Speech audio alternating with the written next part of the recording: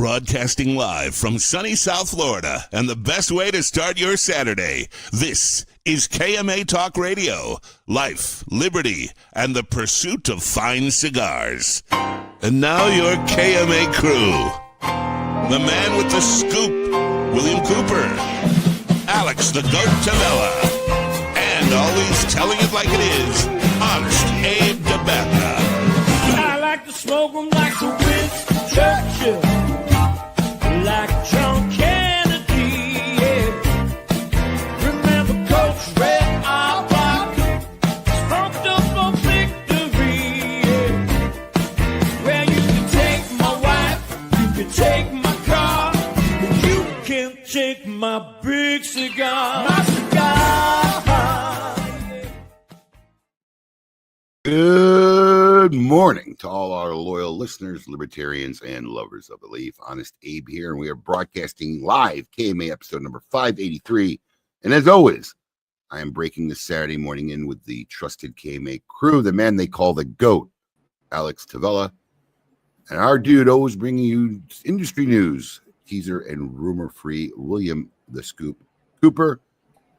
And we're all very excited for our special guest host this week, dear friend of ours and dear friend of Smoke-Ins, Michael Herklots of Ferio Tego. Yeah.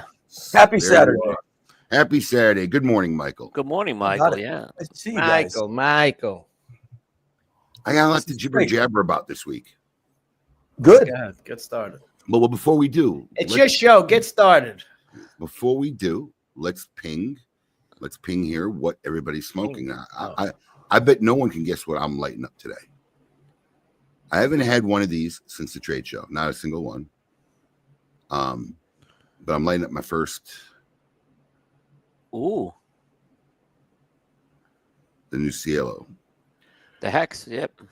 I'm a little disappointed, with this company because this was a very ambitious program. Obviously they have a limited number of cigars, and I don't know if it's public knowledge or not, but they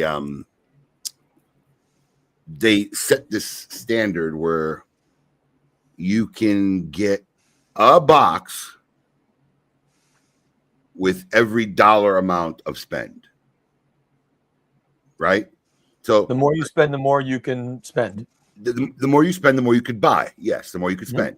So, so let's just say hypothetically it's $500. So every $500 of purchasing core product, they'll allow you to buy one box. And after you hit a certain number, which is not a huge number, probably not easy for a lot of smaller accounts, but it's a reputable number, which I think we hit with our trade show order. But once you hit a certain number, then you can just freely order it. Now, I think Michael will be able to respect this. That's an aggressive program.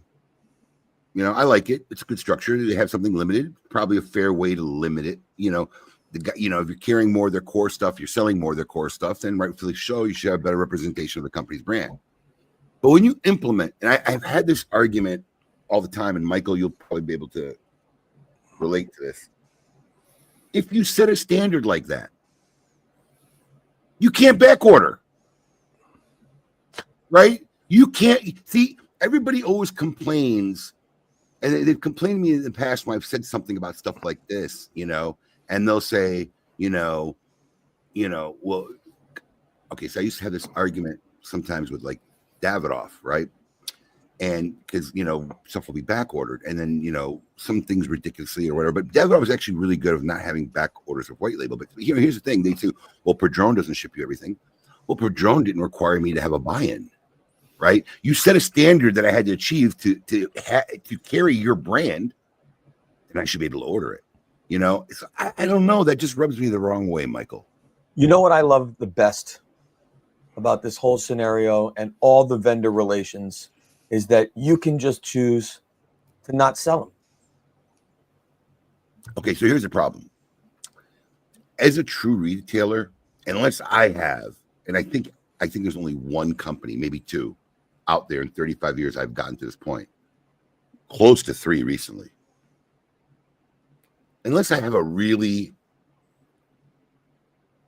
deep, hard cut beef or problem Yeah, with then the you sell it. company, I have to appease my consumer base. Right. So you know what? I spent 20 years as a retailer, and I spent a lot of time asking myself, why are they doing it this way, or why are they doing it that way, and they should do it this way, and they should.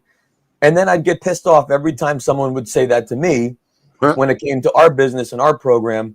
And, especially now as an owner, you put your head down, you do the best you can, you come up with a plan that you think is going to work for the most people and protects your interests as a business. And some people like it and some people don't. And everyone has an opinion. And at the end of the day, you need to keep your lights on and your people paid and your family fed. And if that means that every $500 you get a box of those, and after you smoke it, it's not worth it. It's not worth it. But how do you feel about them being able to? You reach this tier, right? Where the goal is. I mean, like for me, it wasn't that big of a deal. But I can imagine like some of these smaller companies, right? Smaller operations who are working hard because they want to get this cigar. They got a calling for it. They work hard to get this tier because they think they're going to hit this level where, all right, now I can just order 10 boxes of this and then you get back ordered. Like, well, let me ask: are you saying specifically that one's back ordered? The thing that you're trying to get is back ordered? We just placed an order for this. It's back ordered. Got it. That's tricky. That's what I'm saying. Like, you know what's tricky. Not back ordered though? Ferio Tego. That's right. What do you got, Cooper? I got the Ferio Tego Elegancia, but I want to show Michael. This is a 2022 I pulled out. Very nice. Yeah, so I saved a few of these back. Yeah. I was actually going to smoke a 22 Generoso this morning, and my morning got a little jammed up, and I didn't have a chance to go downstairs to the humidor to get it. But I lit up a Especiale because I think people forget that we do have a Lancero, and then I have a Generoso 23 on deck over here. Nice. Well, and, I happen to have I don't know if you can see that, but a 22 Generoso myself. Nice. Oh, wow. Nice. Wow. We didn't even talk about that. Yeah. Which is made by Plasencia, as long as we're coming full circle. Right. As long as we're coming full circle. Yeah. This cigar was actually gifted to me by Michael.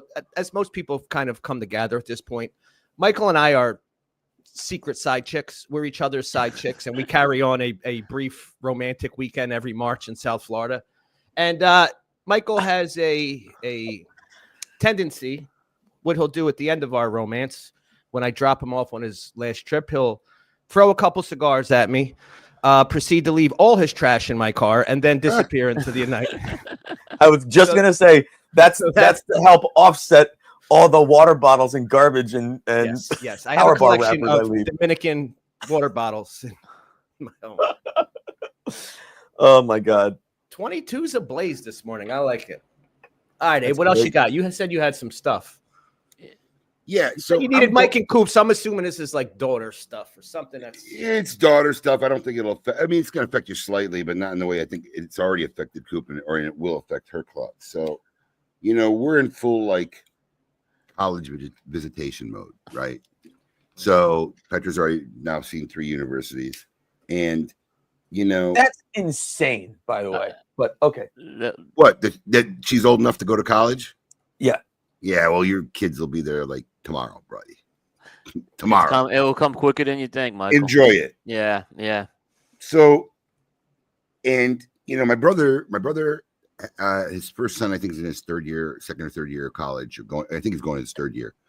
Doing very well. His younger son, extremely well. I think he scored a 34 on his SAT, and he's going to get to go pretty much to a lot of places. So they're doing like 12 college campuses, and I've kind of taken and then I was reflecting upon it this morning because my brother and I were talking, because I'm stunned that my brother's like going to 12 college campuses. So. Jeez, Yeah, I think it's insane. My feelings on this. Overrated. Yeah, my wife went with my daughter to 3. Okay, because my daughter wanted to go, my wife escorted her. But like, I'm taking the Roger Dababneh like seat on this, where like, I don't even think my dad knew where I applied to school. I don't think my dad had a fucking clue what the fuck I was doing at any given point, and neither did I really. I was just going through the motions. I want to go to this school. I'm going to apply to them all and see who take it. And we just figured our way through shit. There wasn't this mass planning and strategic thing and whatever. And I started saying to myself, I'm trying to decide whether I'm kind of right or wrong in the way I'm thinking, especially after looking to my brother. So Coop, you'll have the insight of having done it already, and Michael, you'll have the insight of what you're planning to do. But like, it dawned upon me today, and I really won't know how accurate I am on this until my son gets old enough, but I think it's more pressure when you have boys. I think there's a part of me, and like, I never really thought this out loud, I just kind of came upon it, but I think there's a part of my brain that realizes, statistically, highly speaking, that my daughters are going to get married. And if they do a really fucking good job in picking a decent man, what we would call a man in this world, they're probably not going to have to work. And I'm not saying I don't want them to go to college. I'm not saying I'm against them to go to college. I mean, I totally want them to go to a good school.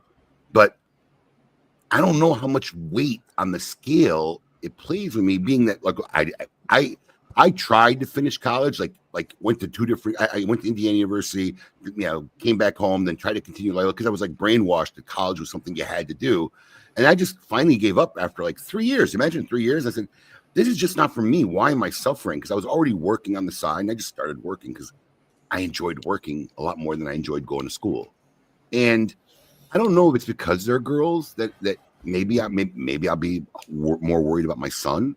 I don't know yet, because he's still 8 years away.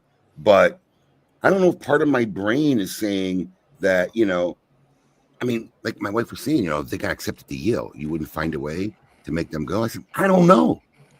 I don't know if I could justify, unless they got like some mad scholarship, $500,000 plus on a college education that may not be used, when they already have Florida prepaid. So I'm blessed in the fact that they go to any Florida school. It's done. If I die tomorrow, they're going to college, and they're great schools. University of Florida and Florida State is amongst the top schools in the country. That's an incredible program, that whole Florida prepaid. Bro, people in Florida, yes, that hasn't been rolled out nationally. What my brother is going through, getting his kids to college. I mean, we are so fucking lucky here in Florida. We really, really are. But it's stress free. I really don't care. Yeah. I mean, pick a good school. You got a boatload of great schools to choose from, but I'm not that vested in which college. Like, I'm watching my daughter's parents all wigging out and doing all that. Am I wrong? I don't know. No, I agree, Abe. I'm right on board with that. And when they get, my daughter is married, and I will say that very lucky, because I know this guy. I mean, my son-in-law bought a house a few months after he graduated college. That's how, and I knew, like, she was set. I mean, as long as the marriage and they get along great and everything, he treats her well, I don't have to worry. Is what I'm saying. So I have that same feeling with that. My boys, on the other hand, I'm wondering what they're still going to do sometimes. Yeah, one's doing really well. The other two, still finding their way. Now, Nikki, I don't want to say that, this is what women are supposed to do, get married. It's not what I'm saying. I agree, yeah. What I am saying, though, is, especially like Petra. Petra's a very attractive young lady, super fucking personable. I think she's a great catch for anybody. I'm just saying and she's grown up in a well-rounded, happy family home. It's probably going to be something that she's going to want to have in her life. I'm just saying, and I'm not pushing toward it in any direction, but high probability that that's what's going to happen. And I can't imagine wasting a Yale or a Stanford education. I mean, I don't say it's a waste, but unless you become a neurosurgeon, or you're saying, hey, I want to tell you, as a guy with a degree in drum set performance, I have a bit of expertise in worthless college degrees. However, and I share this with our good friend Terrence Riley, who also has a worthless college degree. There's something about, if you aren't motivated to pursue something after high school, meaning career-wise, then college becomes like further discovery. But for a lot of people that already have a goal in mind, regardless of whether it ultimately becomes your career or not, then I think your pursuit of college and time spent there is very different than spending another 4 years, investing in another 4 years, trying to figure life out. So I think there's two different buckets there. The other thing I'll say is, and maybe this is what Nikki was chiming in on. I remember after I got married, my wife, very successful, has a great career. At that time, I was certainly not making a living as a musician. I was making a living in the cigar industry. And we were about to have our first child. And I said to Tiffany at the time, like, we should talk about, do you want to keep working after? Do you want to stay home with the kid? Like, we really had never had that discussion. And she said, you stay home with the kid. And it was so funny the way she said it, because she was like, you know, I always wanted to do marketing. I went to college for marketing. I moved to New York for marketing. I've put everything into this career. I don't want to just give it up for this, you know, to just stay at home and be a mom. I love my work and I want to keep doing it. And I totally relate to that. The last thing I'll say is, did she stay at home or did she stay working? No, she worked. She works. Wow. So you raised your kids, both of you working? Both of us, yeah. Wow. But the third thing I'll say is, I think back at my time at college, and it was the hardest I've ever worked in my life. I mean, still, those were the hardest 4 years I've ever put myself through. And so I look at myself now and realize that I'm not working as a drummer, which is what my diploma says I'm supposed to be. But then I think about all the things I learned in college that I have applied to my life: discipline, work ethic, self motivation, self-marketing, like all the things that I learned in music school and now I apply to this. It wasn't a waste at all. Despite the fact that I'm not working as a musician, the things that I learned in those 4 years, I do not think I would be as successful today in anything had I not spent those 4 years at Berklee. So there's a lot to be said for it, I think. But to your point, I don't know that it's necessarily worth a $500,000 investment to go, you know, explore options. I think that's a bad idea. But you know, every family has their own economics, man. Let me. I gotta take Abe down a rabbit hole. There are parents that, sorry, Alex. There are parents that they feel obliged, regardless of economics or financial situation, that they have to make this happen. I think that's wrong. Yeah, but sometimes it's also for them. Right. Probably. Right. But let me take you down a rabbit hole for a second, Abe. She still with this boyfriend? Oh no, she broke up. She did it. Well, never mind. That takes that out. So I was going to say, the boyfriend goes to a liberal arts high school. I don't know what his college dreams were, but he need that degree. Super proud of her. He's going to be a struggling artist. She did it all for the right reasons. He wasn't treating her the way she felt like she should be treated. And he wasn't bad. He's just like, girls are mature earlier. So she understood a relationship earlier and he didn't. And, you know, she just broke up with him and she cried about it. It hurt. And I was very impressed with her. But I want to say this, you know, don't get me wrong. Because everybody, most people see my life today, and Alex will tell you this because I think he knows about this too, right? Both my wife and I worked, and she worked until we had kids, and this is just our personal situation. We both needed to work, but I found I did whatever I had to do to keep her home, which she was willing to do. It wasn't like, you know, we talked about it and she felt it was important to raise our own kids. And it wasn't easy. I mean, we talked about prepaid college. There was one point where I had my first two daughters and I think I had like 36,000 already vested in there, 30,000, you know, because I pay monthly. We had to deplete it. I had to close the account, take that money because we needed it. So when I say we did everything we could, I did everything to keep us where we needed to be so that my wife did have that freedom. So yeah, I mean, I get that. And it wasn't until DeSantis came around, because for whatever reason, when I started prepaid Florida, and Alex, you're lucky because you missed it. It wasn't great. It wasn't great back then. When I started it, they had this thing they added called tuition differential, which made it like double or triple the price. And it was crazy. They were charging you based on what they thought the tuition difference in tuition was going to be in and out of state. And it was like, it was hard. It was hard making that payment. And I did it every month for years until I had to deplete it. And then when DeSantis became governor, he got rid of that whole shit and it came back to normal. I think that's when I was talking to you about it. I'm like, dude, they just did this. It's so affordable now, you know, and I signed back up all my kids. And of course, it cost me a lot more for Petra than it did Asher because Petra was already like, I think 10 or 12 at this point. But no, I get that, Nikki. But my point is this too, is I'm a firm believer that girl or boy, you don't need a college education to have a successful life and career in this country.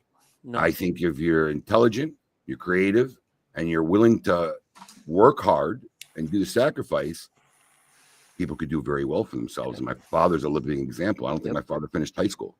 Came to this country. But you do need to. I got You my do need to be- county jail. Just saying. There you go. But you do need to be a good listener. You need to be willing to learn, and you need to surround yourself with great teachers. I don't Now that think can happen I in don't college, think- or that can happen in a job. Yeah, but I also, Michael, think that trait of attracting, because I have 4 kids, so I see the different perspectives. That trait of attracting good people, and by the time you're college, it's done. You're not gaining that in college.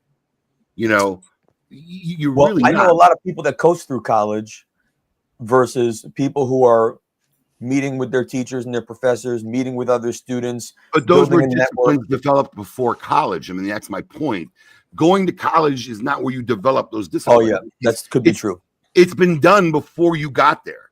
You know, Could be true. you know, I have one daughter who has a phenomenal core of friends. Like, I mean, she is blessed. I can't tell you I had like 4 or 5 really close friends throughout grammar school and high school. You know, I mean, it changed so much over the years. She got great teachers. She got great instructors. She works. She loves the business that I'm in. She's involved. You know, these are disciplines that she's developing before she's getting to college. You know, she's going to have the meetings with the teachers. She's going to go to school. You know, I got other kids that are completely different. You know, so I just don't think it's necessary. I think that in this country, and then when everybody talks about how awesome America is, and I think this is the one thing that a lot of Americans take for granted because they don't come from overseas or they don't travel and see what overseas is like. What really makes this country great, because you could be talented and hardworking in a lot of countries and never be successful and never be able to live good.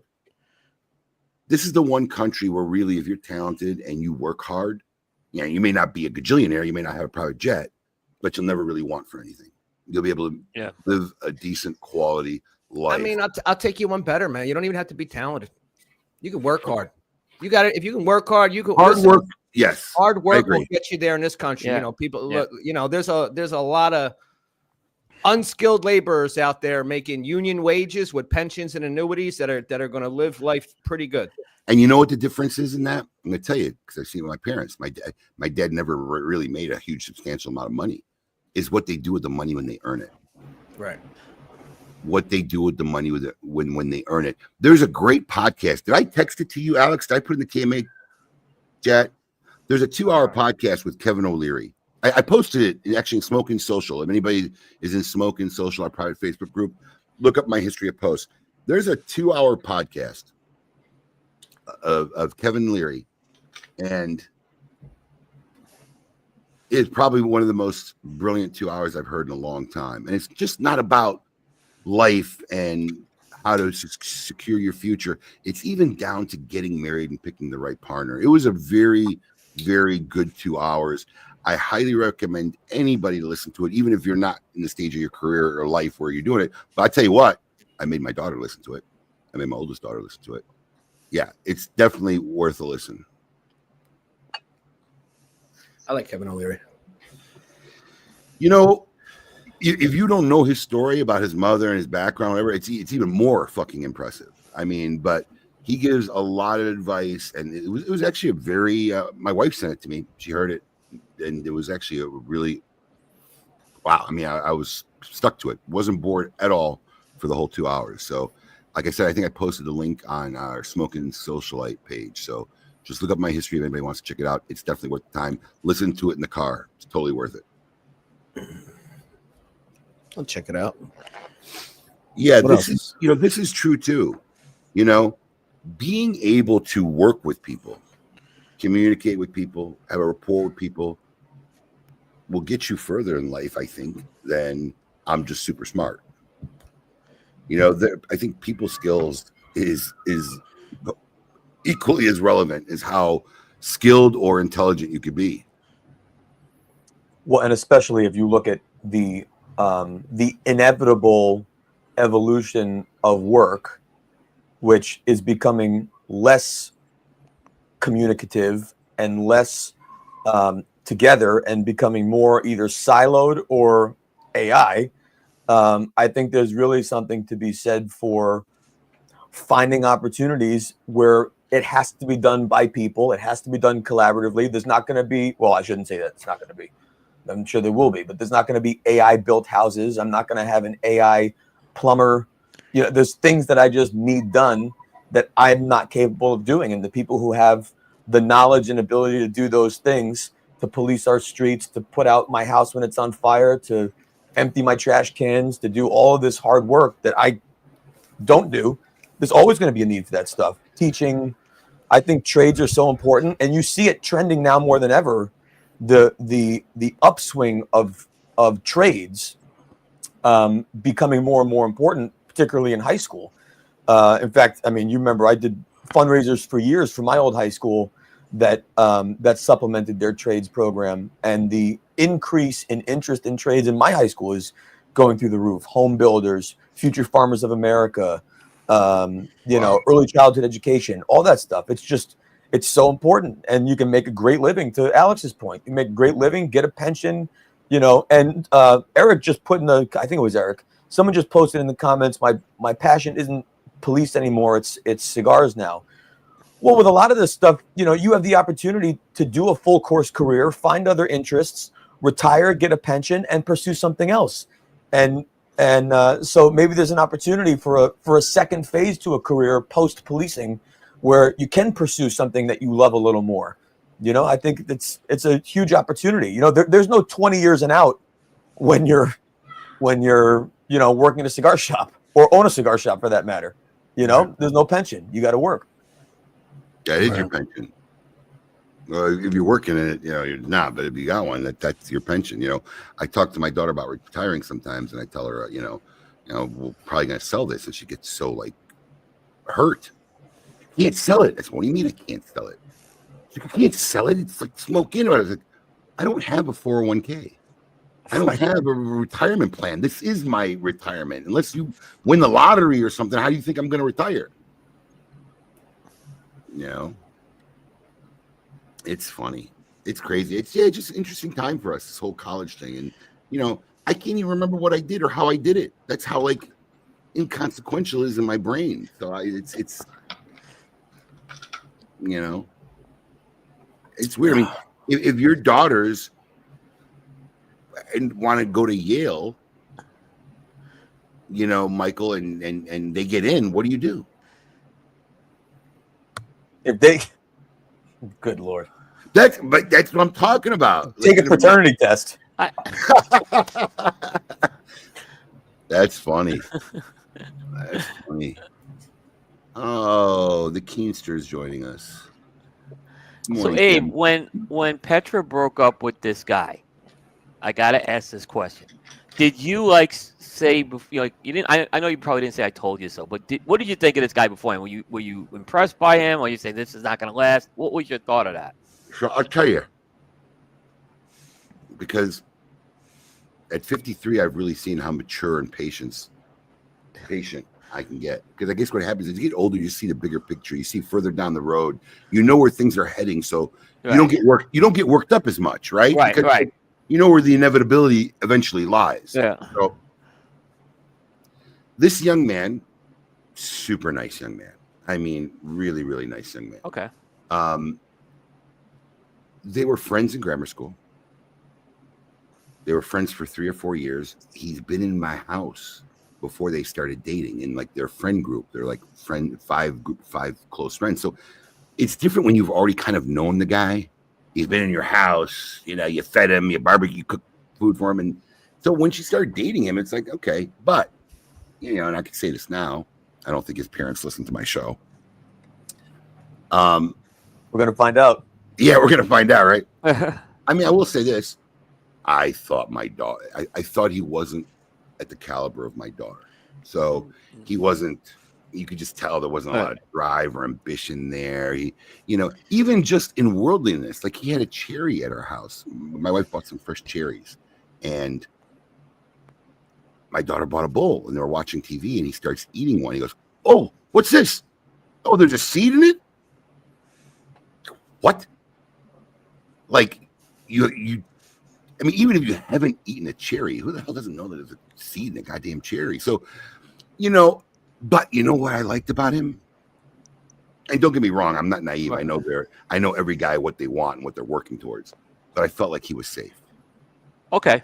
He wasn't dangerous. So right. That's important. That's important. Your daughter could end up with a real predator, right? I mean, you know them, you've seen them. He was going to be a boy. He was going to do what boys want to do, but I felt safe with him. So had she dated him throughout high school, I would have been all right with it, But she came to me, and it's funny, she didn't tell me when they broke up. Because I kind of made comments to her along the time, like, when you go to college, you'll meet somebody new. And like, that would bother her. How would you say that? I said, it's just statistically speaking. Yeah. But that's what happens, You each have your own lives, especially if you don't go to the same school. It's inevitable, Yeah. And she never liked it when I said that, but I just kind of knew that even if they dated through high school, that's what was going to happen. She was going to meet. So in my world, what I'll say is he wasn't manly enough for me, right? So, and I have a hard time imagining that I will get to a point where I feel anyone is good enough. Yeah. I mean, that's my biggest fear. Here's the reality is you may not get there, Mike, but you'll be happy not to feel that this guy's a piece of shit. You know what I'm saying? Yeah. So that's kind of where the balance of what you're going to look for, right? So, she broke up. She didn't tell me nothing. And then, she didn't want to talk to me about it. She wanted to talk to her mother about it. So I respected it. So I was getting the tea from mom, and then she finally started talking to me about it. And she said, I was putting more in the relationship than he was. And, here's a perfect example. She just got back from FSU, big football school, impressed by the football stadium, couldn't believe how big it was, all this stuff, and I'm going to take her to some football games because she goes to a school of the arts. There's no football team. So my daughter's never experienced what a Friday night light is, what a football game is, even in high school, which is mind-boggling to me, right? So, she said, and my boyfriend went to every Miami game for the 2 years we were dating, and they never invited me down once. So, like, she was insightful to see that and break up, even though it hurt her very bad. It hurt her for like a couple weeks, and then especially when you start talking to other girls. But the fact that she can make that decision, which a lot of grown women who get punched in the face can't make that decision, right? I'm feeling better about that's her. Also a great life skill in general, not just about romantic relationships, but just knowing when you have to cut bait, when you're in a toxic job or you're in there's so many, sometimes you just have to say, there's nothing wrong with the person. There's nothing wrong with the situation. There's nothing wrong with the job. It's just not right for me. And that's painful, but you got to advocate for yourself, cut bait, move on, stay friends maybe. But if you're not your number one priority, you're not going to be anyone else's number one. Yep. True. I agree, Michael. Yeah. And it's not even just about relationships. I think you have to develop some skill set to make the painful choices, whatever they are.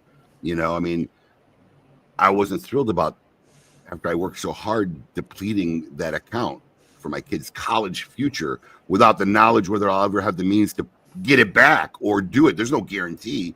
That was a painful choice, but it's either that or I got to get a second job. My wife's got to fucking go to work, whatever. And I just had the faith, listen, we'll figure it out now. This is the problem I have now. This is how I can solve the problem I have now. And I'll figure out that problem later. And, knock on wood and thank God, it was a choice that it was a painful choice that we survived, And look at you now.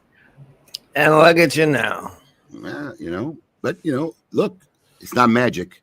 I had an operations manager. I'm Michael Wallstrom, worked for me for years, and Michael used to always laugh. He's like, everybody must think like the elves come out at night and like the magic happens, whether it's like the great smoke or whatever it is we worked on. I mean, Alex will tell you, he's gone home and come back the next morning, and I'm still sitting at my desk, and there was many times that'll happen. So you just got to do what you have to do. And that's why Alex is right.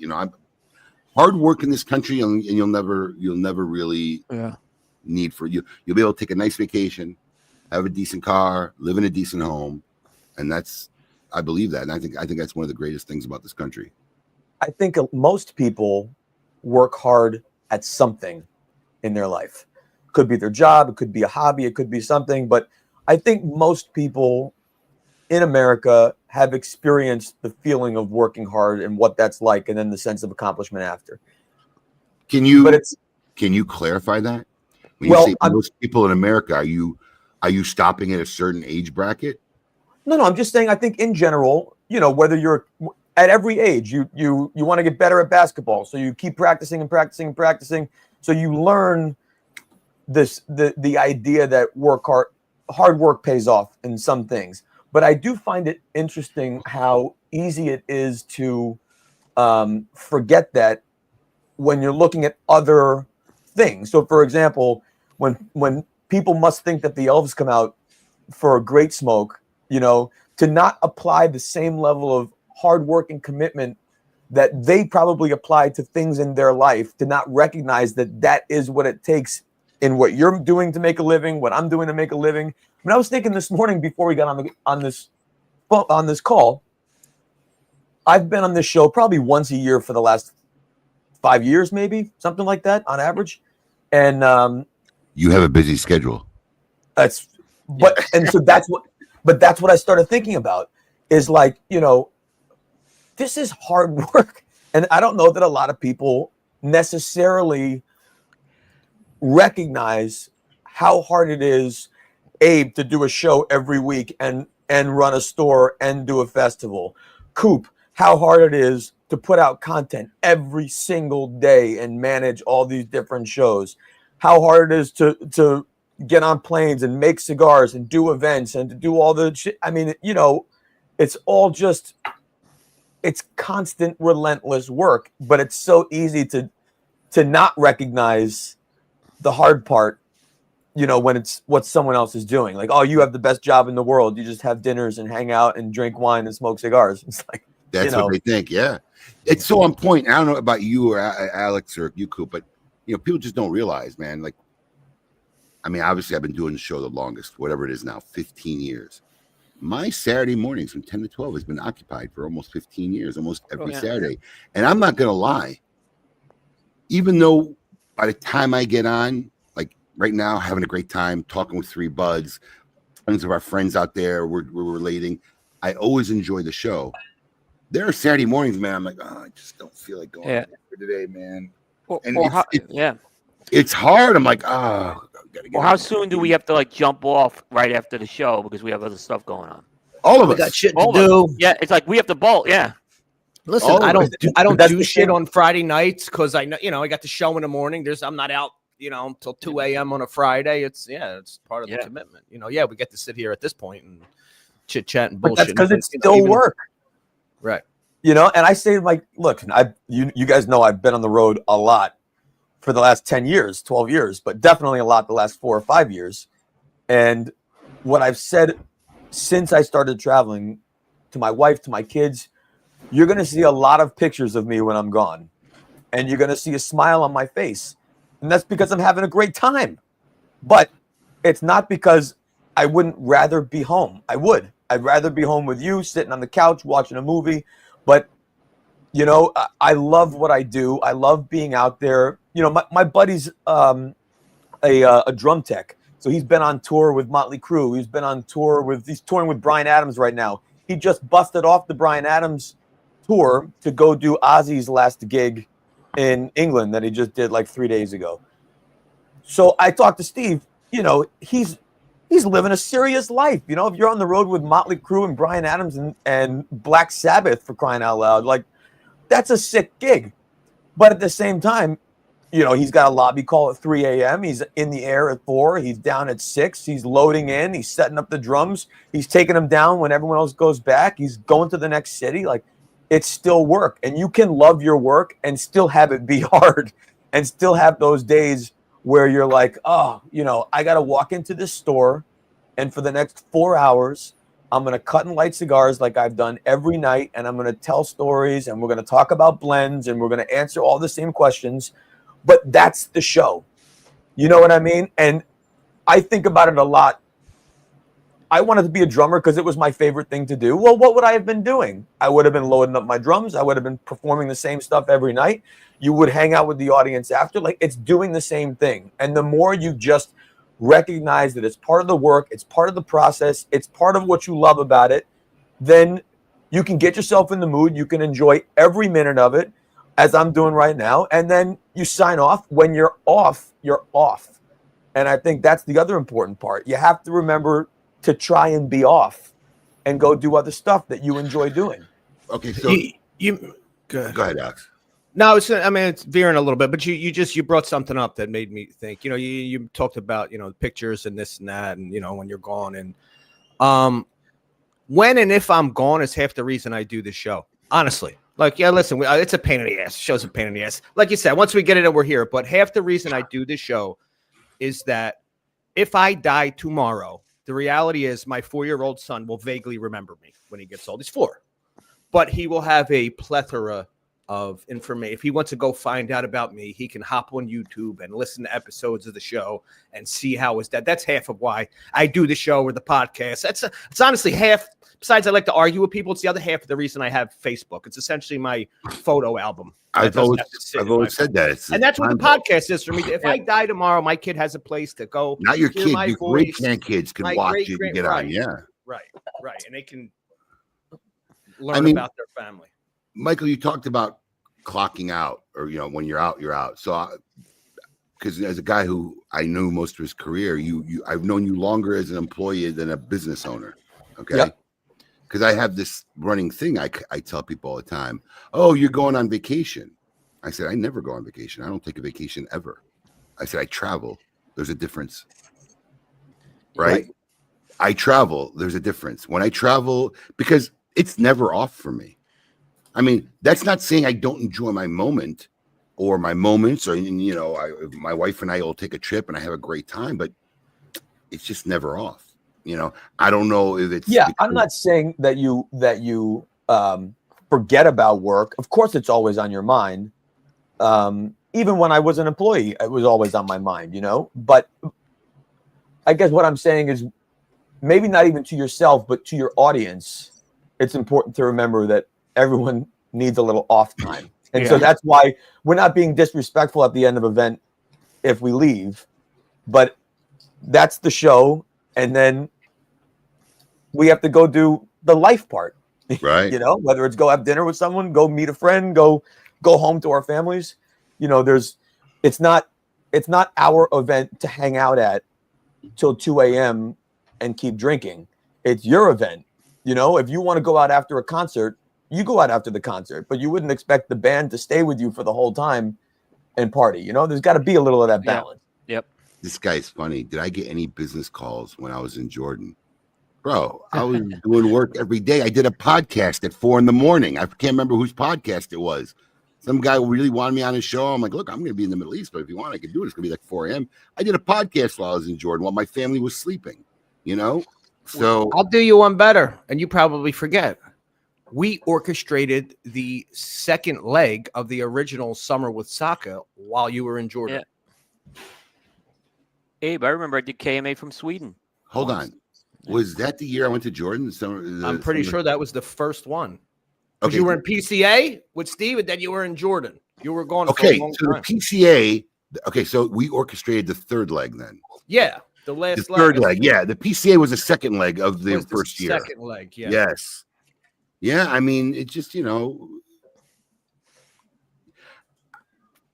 first summer because there wasn't 3 legs. The first Summer Osaka was a 5-pack frenzy that lasted a month, which we yes.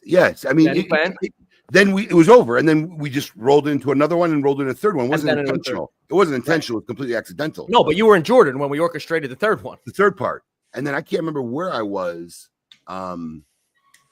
For the next year, I was traveling somewhere and it was 2 a.m. I remember I was on my laptop and Steve had gotten a bunch of complaints because we had put this is the first year we had the 5 levels out, and I put a very aggressive 5 levels out. And Steve had gotten a bunch of whining fucking complaints from every retailer out there. Right. How come I'm not getting any of these packs? And mostly one in particular retailer, but let's just say that. So he called me. He's like, you can't do this. I said, I've already printed this. It's already posted it. I put it out there, you know? Well, you made some changes to what I originally discussed, which I did make some changes in his defense, but it wasn't like anything major. I just thought, okay, this will work better here. And this, I was just moving puzzle pieces. And we were going back and forth. I said, listen, man, it's like 3 a.m, 2 a.m. I'm not South Carolina, wherever the fuck I was. I can't remember, but it was going back and forth. And I said, look, we just need to figure this out. And then we ironed it out. And then I had to repost it. And we actually told people, you know, it was too aggressive and we had to scale it a little bit back. And that led to us making our own swag the next year. Now you can't tell me what to do, right? We're not giving your shit away. I'm giving my shit away. So there's that. That's great. Yeah, but it's never off. I don't think, and I think as an entrepreneur, I was having a talk kind of with Eric Margolin, who was the guy who mentioned, you know, he's passion is now cigars. I said, I can't tell you how many managers in my career who thought because they unlocked the door and locked the door at night and was there 5 days a week that they knew how to run a retail business. Because every one of my managers who left, who didn't seek my guidance, because I don't want you to fail.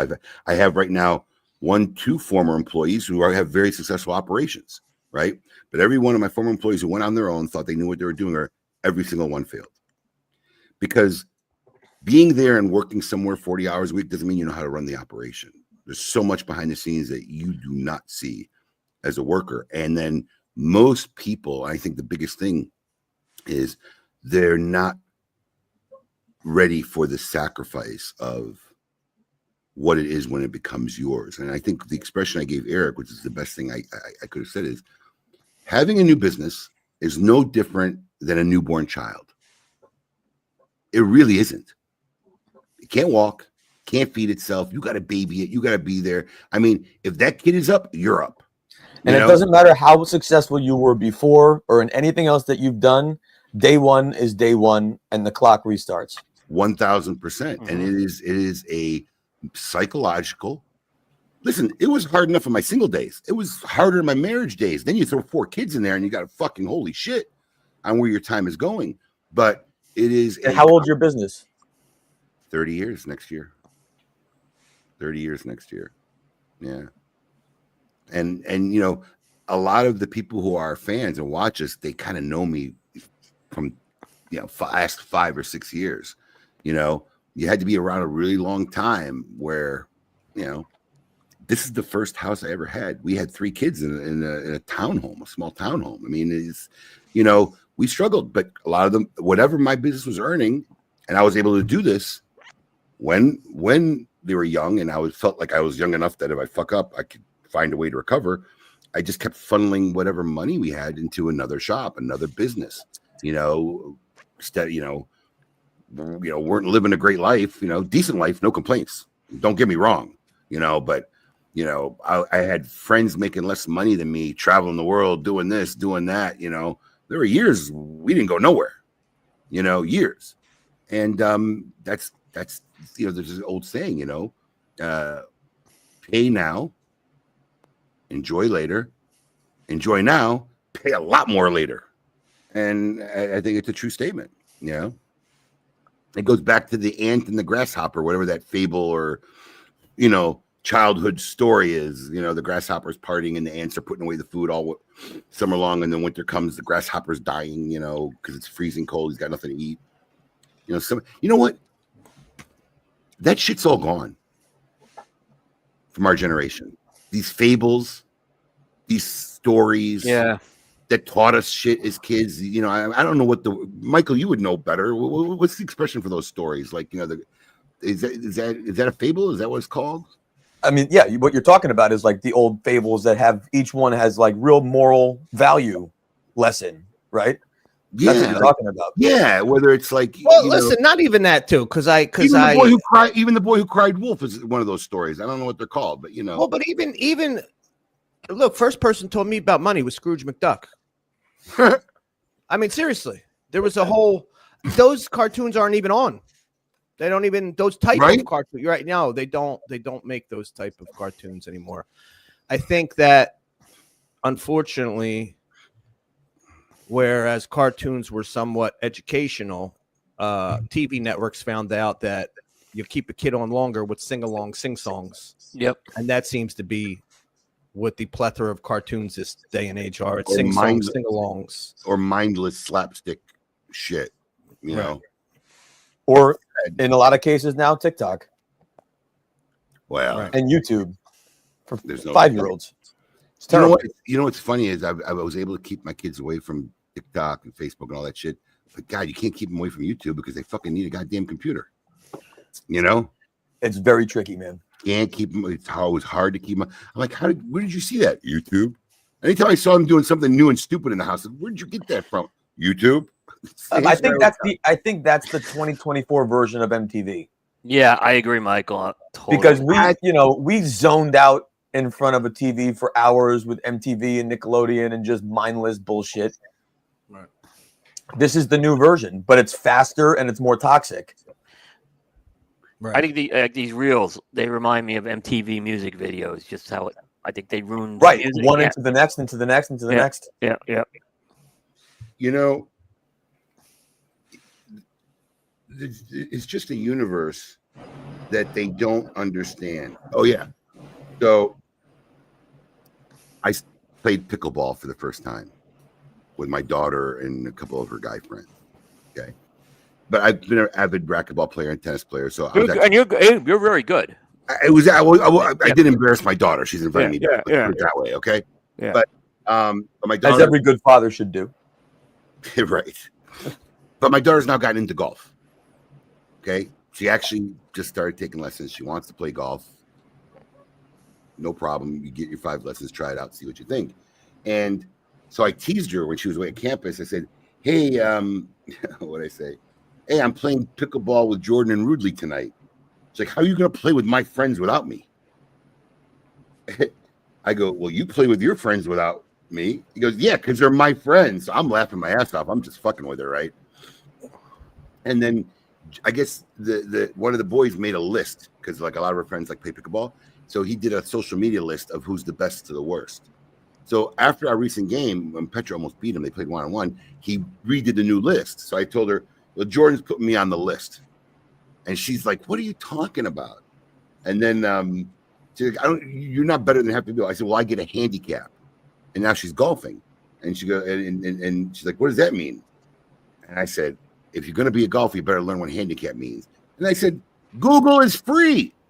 Like I wouldn't even ask anybody to Google it. They don't understand there was a universe where if we didn't know something, we couldn't figure nothing out. I mean, you either had to use a dictionary or God bless if you had to go to the library because very few people had an encyclopedia. Google the shit. It's free. Everything in the world, every piece of knowledge is pretty much at your fingertips these days. They don't even understand what that universe is. They don't understand a universe where you got 300 minutes for $35 a month, which is like 10 minutes a day, right? So you made sure you didn't like use your phone 10 minutes a day. I mean, they this whole like, it's like another multiverse, right? And then they came out with like free nights and weekends. And you're like, oh, we waited for the weekends to use our phone because we got free nights and weekends on our cell phones. I mean, everything's unlimited. Everything's at your fingertips. Use it. My kids at camp, so no devices. Well, she doesn't have any devices anyway, but no devices, no phone calls, no anything. We finally had a day that we could call her. So we were all in the house. We both had our phones. My wife and I had our phones up, and we're hitting talk. And there's one phone at this camp that all the parents are trying to call. And so it was going busy. And it occurred to me that my kids have never heard a busy signal. Yeah, right? They're like, what is that? Like, there's someone on the phone. They're like, what? Like the idea that there was just a stationary phone and everyone was trying to call it and it was busy and we couldn't get through after an hour. We missed it. And trying to explain that to a 9-year-old that's never had to wait was hysterical. Yeah. Alex, they got me, bro. They switched it. They fucking got me. It's fucking bad, isn't it? And you can't. I don't move know. anything. I just loaded the screen. I'm like, what the fuck? It's I I don't understand. You can't order. I had a nice order for everything. No, it's in the same order. It just goes left to right, and you can't move anything. No, it's stupid. Gosh. And you can't move anything. Can't move anything. You can move it to the top. It's about it, which is really stupid. Are you kidding me? Nope. So now you know. Now you feel my pain. All right. So if we want to add a new banner ad, I have to take them all out and then put it back in the order we want them to run. Yep. Oh, this is so dumb. This is supposed to be an improvement. I assume. in their mind. I'm gonna have to send a detailed email. See how that works out. You should. I mean, the option to move shouldn't be that hard. You had it on the originals. We're discussing the nuances of the streaming platform and how they just change shit. And just like Facebook, every change is always change it and just change it. it. We don't bother telling you. Yeah. Well, what's funny it doesn't make sense. Alex has been complaining about it for weeks, and I've had the same. Right? Screen. They Like, must have awesome. A/B tested it, and I got. And I now. Yeah, I'm like, I just turned on the thing. I'm like, what the fuck is this? Ugh. Well, on that note, everyone, we're going to take a short break, and we'll be back right after this short break with all the fun stuff in hour number 2 of KMA Talk Radio. Keep it lit.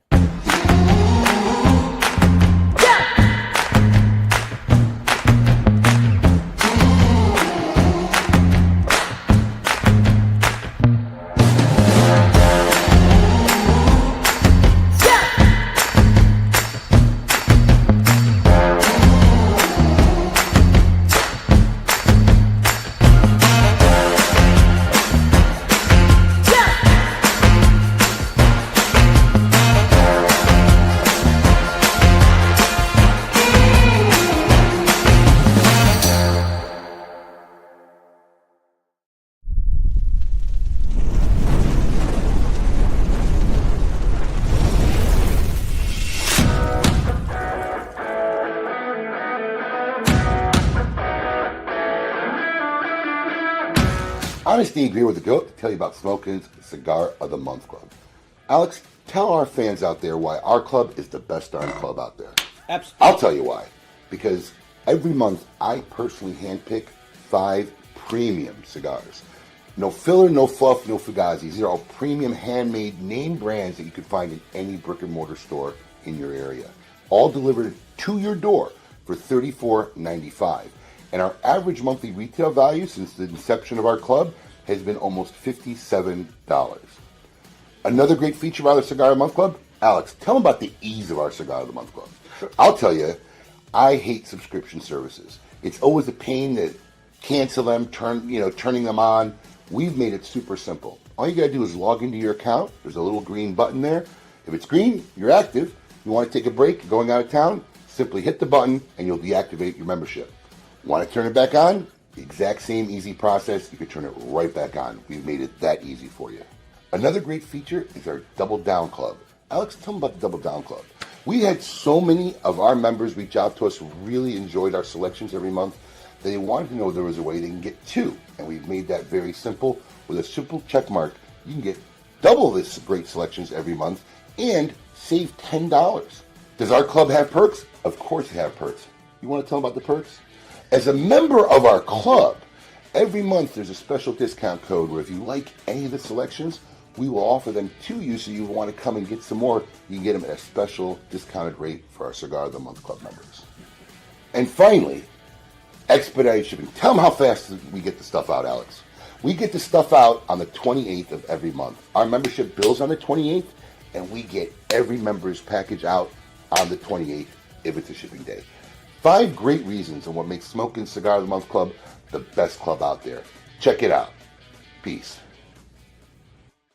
Hey, I really appreciate you doing the video with me. Thanks. Oh, yeah, you're welcome. I mean, you didn't let me get a word in, but whatever. What? Well, great. It's perfect. Sonny was right. The working man is a sucker, Dad. He's a sucker. He's wrong. It don't take much strength to pull a trigger, but try and get up every morning, day after day, and work for a living. Let's see him try that. Then we'll see who's the real tough guy. The working man is the tough guy. Your father's the tough guy. To me, that's the best scene in the movie. I wrote that scene in A Bronx Tale because I wanted to talk about the working man. Hi, this is Chaz Palminteri, and I'd like to tell you about my grandfather, Calogero, who I'm named after. Calogero Palminteri was born and raised in Menfi, Sicily. When he came to this country and landed at Ellis Island, he was so overcome with emotion that he dropped to his knees, kissed the ground, and felt the blessings of America. I have fond memories of my grandfather, who loved his family and a great cigar. This cigar is for my grandfather Calogero and all the hard-working men and women who came to this country with just a dream. This is the immigrant cigar. And let's face it, we all are immigrants. This great cigar was voted number 8 in the top 10 cigars in the world by Cigar Enthusiast magazine. Buy a box for yourself or buy it for someone who gave you a better life.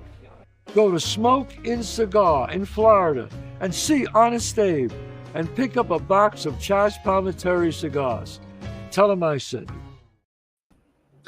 Honest Abe here with the KMA crew. Alex, Tavella, William the Scoop Cooper, and our very special friend and guest joining us this week, Michael Herklots of Ferio Tego Cigars. All right, welcome back, everybody.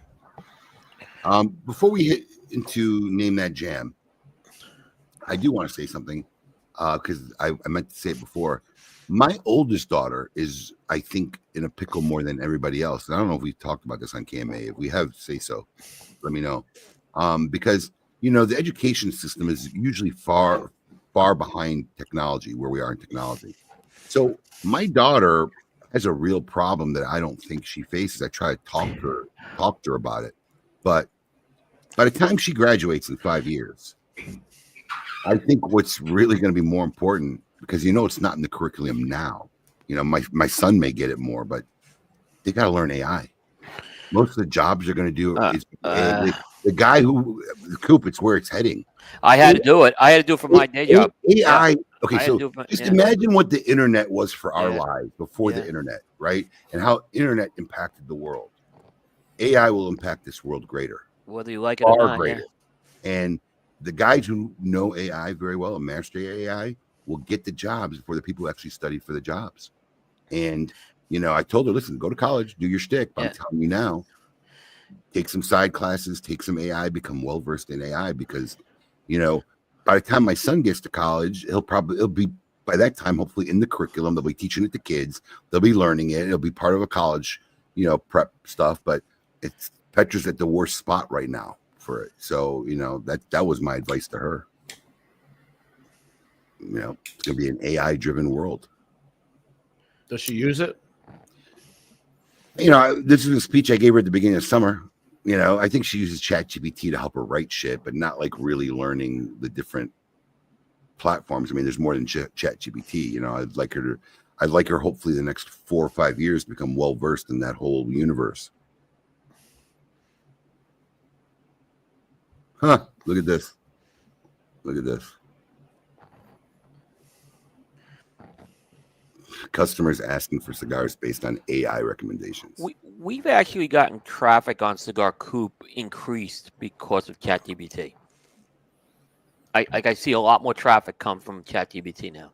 Why? Because it's if people are looking for something, it will say Cigar Coop has a review of this or something like that.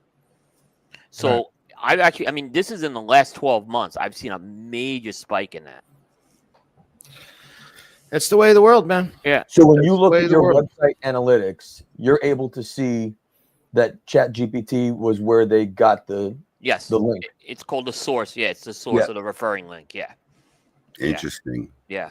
Big change I've seen with that. So it's actually now the way we've kind of structured keywords and stuff in our reviews. So it makes it a little more friendly. So we've made some changes with that for sure. I was just thinking the same thing. I wonder if there's like a SEO for ChatGPT where you could use certain things where ChatGPT will find you easier. Unfortunately, it's SEO. It's the last. I think it's breathed a little bit of new life into SEO. Let me tell you something. I was freaking out in the last 2 weeks because we've had a major website problem, and our SEO actually was broken for 2 weeks. We just got it back, and because we've gotten so dependent on that SEO right now. I mean, Facebook is a minor source of my traffic. People go to her Facebook. I get traffic her, but I'm telling you, it's Google. It's still, and it's these chat GBTs, Copilot, and all that now is finding this stuff. You do the SEO work yourself, or do you have somebody? We had someone like set up the infrastructure for us, but as far as like when we do content, we have to write our own SEO. We have to do that in each piece of content. Interesting. Well, Alex, we couldn't have a better guest host for this upcoming segment. Brought to you by Michael's former alma mater. Brought to you by the fine folks over at Davidoff Cigars, at Avo Cigars. It's time to find out whether you can name that jam.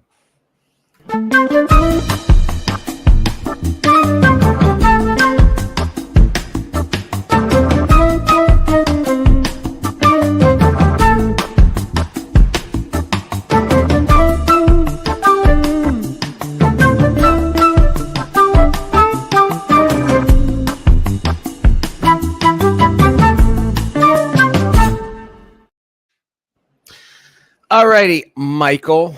Here's the way this works. I'm going to read 3 sets of lyrics as mundanely as possible. You 3 are going to give me the band and song. You got to do at least 4, bro. What if it's a tie? 3-way tie. You always got to have the tiebreaker one. I mean, I Just could in pull case. for it. They didn't really give me 4 good ones. I got 3. I got 3. I could do another one if I need to. All right. Number 1. There's a killer on the road. His brain is squirming like The a door. Doors. Riders in the Storm. Correct, Dave. Dave. Right. So there's only one man with those kind of lyrics anyway. It's kind of an easy one. All right. Number 2. Well, I stand up next to a mountain and I chop it down with the edge of my hand. That's not ringing any bells. Anybody? Say it again. Wait. Voodoo Child. Okay. Jimi Hendrix. Well, I stand. Yeah, cool. Got it. What do you say? What is it? Voodoo Child by Jimi Hendrix. Voodoo Child. Well, I stand up next to a mountain. Yeah. Chop down with the edge of my hand. Voodoo Child? No, really? Weird. And I know a lot of Jimi Hendrix. Really? So I see where this is all going now. You see where we're at? All right. Yeah, all right. Number 3. We come from the land of the ice and snow, from the midnight sun, where the hot springs flow. I know. Led Zeppelin? Need a song? Hold Led on. Zeppelin is correct. It's shit. I always forget the name of the song. Come on, Hey. people. Come From on, the land of the ice and snow. I know. Come on. Shut up. Come on. I can hear it. Abe, you're gonna get this one. Yeah. No, it's the one From I the always midnight sun forget where the the hot name. springs flow. Dum dum da dum da dum dum da dum. Yeah. I know the song. It's because no one knows the title of the song. I know. It's the one I Yeah, always yeah, don't yeah. know the title because it's not fucking said in the song barely. And the problem is they got a couple with just The Immigrant Song. yes, correct. Fuck. Yeah, you got it. That's the problem. They got the Lemon song. They got a couple that are just the song. The song, yeah. But that is correct. The Immigrant Song. Not bad. Not bad. Fuck. I knew that song. Terrible. Michael, Abe, did you Abe do- gets it did this. you- Abe, you I told was Michael, a did you jazz guy, donut? man. Michael, We did didn't you have donut? lyrics. Did you He would donut? shut it. Michael? Yeah, that is true. He's in fairness, he was jazz band. There was no lyrics. Yeah, I was like, I didn't listen to fucking Led Zeppelin. That's funny.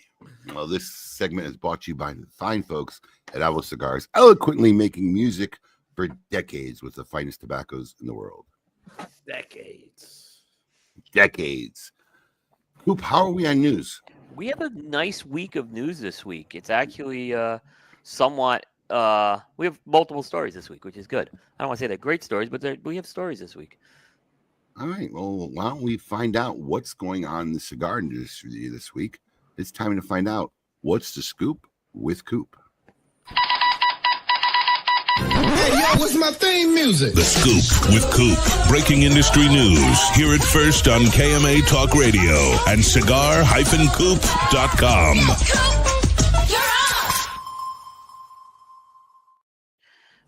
All right. Let's start off with a story from couple stories from Altadis.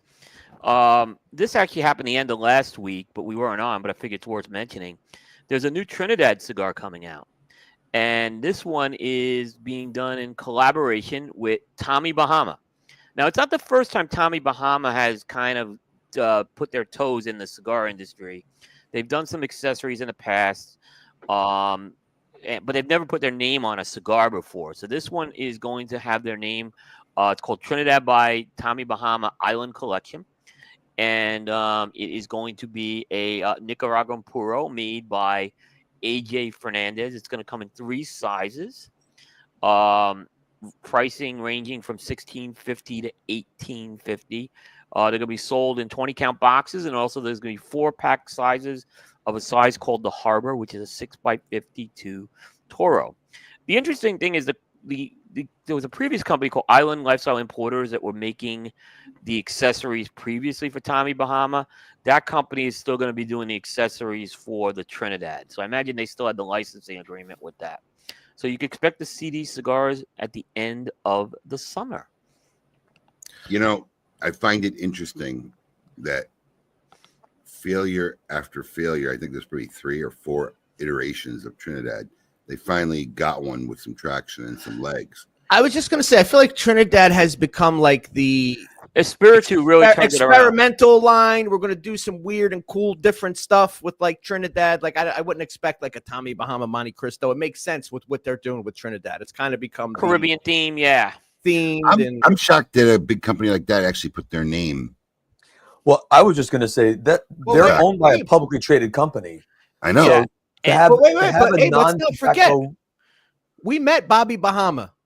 We met the guy who started it. Yes. Yeah, it's not a Tommy Bahama. It's like a Bob. Yeah, it was someone. Bob. Yeah. It was Bob. Billionaire Bob. Yeah. That's a big deal to have a we knew publicly Bob was a traded billionaire company. as soon as we saw him.